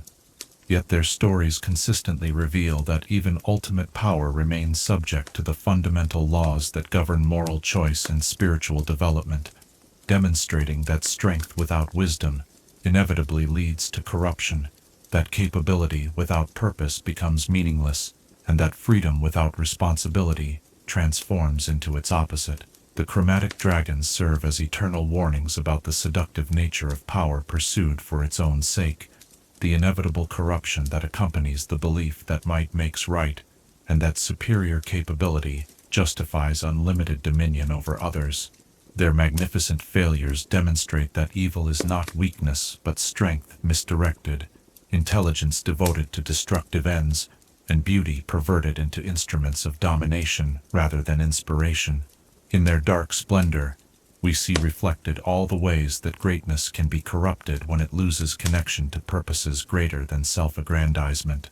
The metallic dragons offer equally important lessons about the challenges that accompany attempts to use power in service of virtue and justice. Their struggles reveal that good intentions alone prove insufficient to guarantee positive outcomes, that even the noblest motivations can lead to unintended consequences when combined with insufficient wisdom or excessive pride. Their achievements demonstrate that true nobility emerges not from the possession of power, but from the conscious choice to limit and direct that power according to principles that serve the greater good, rather than personal satisfaction. The gem dragons provide perhaps the most complex symbolic meaning, representing the possibility of transcending the traditional categories of good and evil through the pursuit of knowledge, beauty, and individual authenticity. Their independence demonstrates that consciousness possesses the capacity to create meaning and value through pure intellectual and aesthetic pursuit, that existence can find justification through the cultivation of understanding and appreciation, rather than through moral action or social contribution. Yet their isolation also reveals the costs of such independence, the loneliness that accompanies complete autonomy, and the limitations that affect even the most profound individual achievements. The role that dragons play in maintaining cosmic balance extends far beyond their participation in the political and military conflicts that characterize mortal history.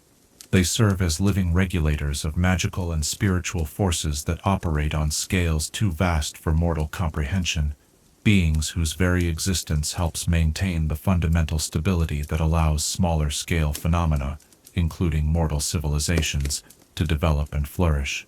Their territorial behaviors, hoarding instincts, and competitive relationships create dynamic tensions that prevent the cosmic forces they represent from achieving the kind of static equilibrium that would end all growth and change. The eternal conflict between Bahamut and Tiamat operates as a cosmic engine that drives moral development throughout the multiverse, ensuring that the choice between good and evil remains meaningful and consequential rather than arbitrary or predetermined. Their rivalry creates the conditions under which virtue and vice can be clearly distinguished, providing the moral framework within which all thinking beings must navigate their own choices and development. Without this fundamental tension, moral choice would become meaningless and spiritual growth would become impossible. The Dragon Wars and their resolution demonstrate how even the most devastating conflicts can serve constructive purposes when they force all participants to confront the limitations of their assumptions and the consequences of their choices. The mutual recognition that led to the Treaty of Scaled Concordance represents a form of cosmic maturation, a collective acknowledgement that some conflicts cannot be won through force, and that true wisdom sometimes requires accepting limitations that pride demands be rejected. The transformation of draconic civilization from direct rule to subtle influence reflects a broader pattern of cosmic evolution, a gradual shift from crude displays of power toward more sophisticated forms of control and guidance that respect the autonomy and dignity of all conscious beings, while maintaining necessary hierarchies and structures. This evolution demonstrates that even beings of godlike capability must learn to adapt their methods to changing circumstances, while preserving their essential nature and fundamental purposes. The philosophical implications of dragon existence challenge conventional understanding of the relationship between power and morality, consciousness and responsibility, individual achievement and social obligation. Dragons prove that great capability does not automatically confer wisdom or virtue, that intelligence without moral grounding can lead to magnificent forms of self-destruction, and that even divine heritage provides no immunity from the consequences of poor choices or inadequate understanding. Yet dragons also demonstrate that power and virtue can coexist when properly balanced, that strength can serve justice when guided by genuine wisdom, and that individual excellence can contribute to collective welfare when channeled through appropriate institutions and relationships. Their greatest achievements emerge not from the exercise of unlimited power, but from the conscious choice to limit and direct their capabilities according to principles that transcend immediate self-interest. The educational value of dragon stories lies in their ability to explore the full range of possibilities that accompany the possession of great capability and extended perspective. Through dragon narratives, mortals can safely examine questions about power and responsibility, ambition and restraint, individual achievement and social obligation that would be too dangerous or complex to explore through direct experience.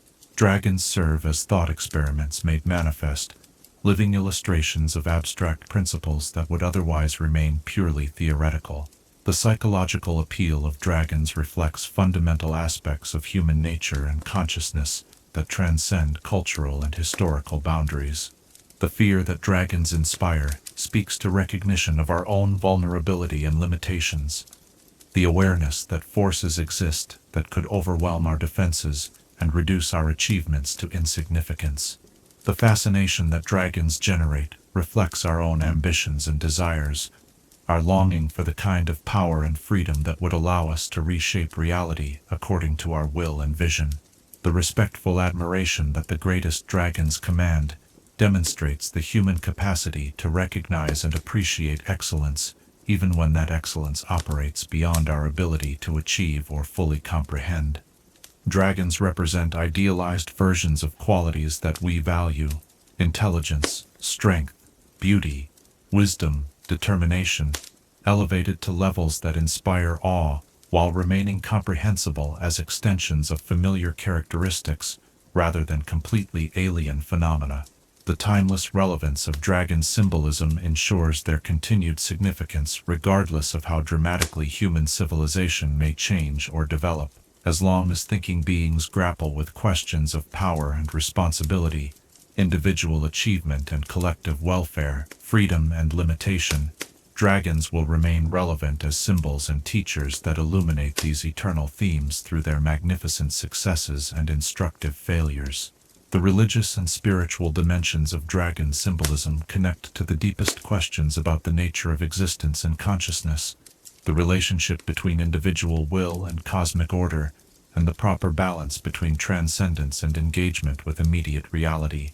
Dragons serve as bridges between the material and spiritual realms, beings whose existence demonstrates that consciousness can achieve forms of power and understanding that transcend normal limitations, while remaining connected to physical reality and social relationship.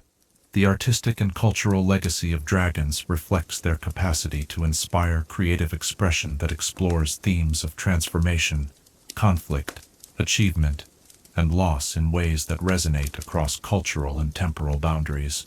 Dragon imagery appears in virtually every human culture because these beings represent archetypal patterns that speak to universal aspects of consciousness and experience, rather than merely local or temporary concerns. The scientific and philosophical investigations that dragons inspire continue to generate new insights into questions about intelligence, consciousness, power, and the relationship between individual capability and social responsibility. As human understanding of these phenomena advances, dragon symbolism evolves to incorporate new perspectives while maintaining its essential significance as a representation of the eternal tensions and possibilities that define conscious existence. The political and social implications of dragon symbolism reveal how these beings serve as metaphors for the exercise of authority and the relationship between rulers and subjects in any society or historical period.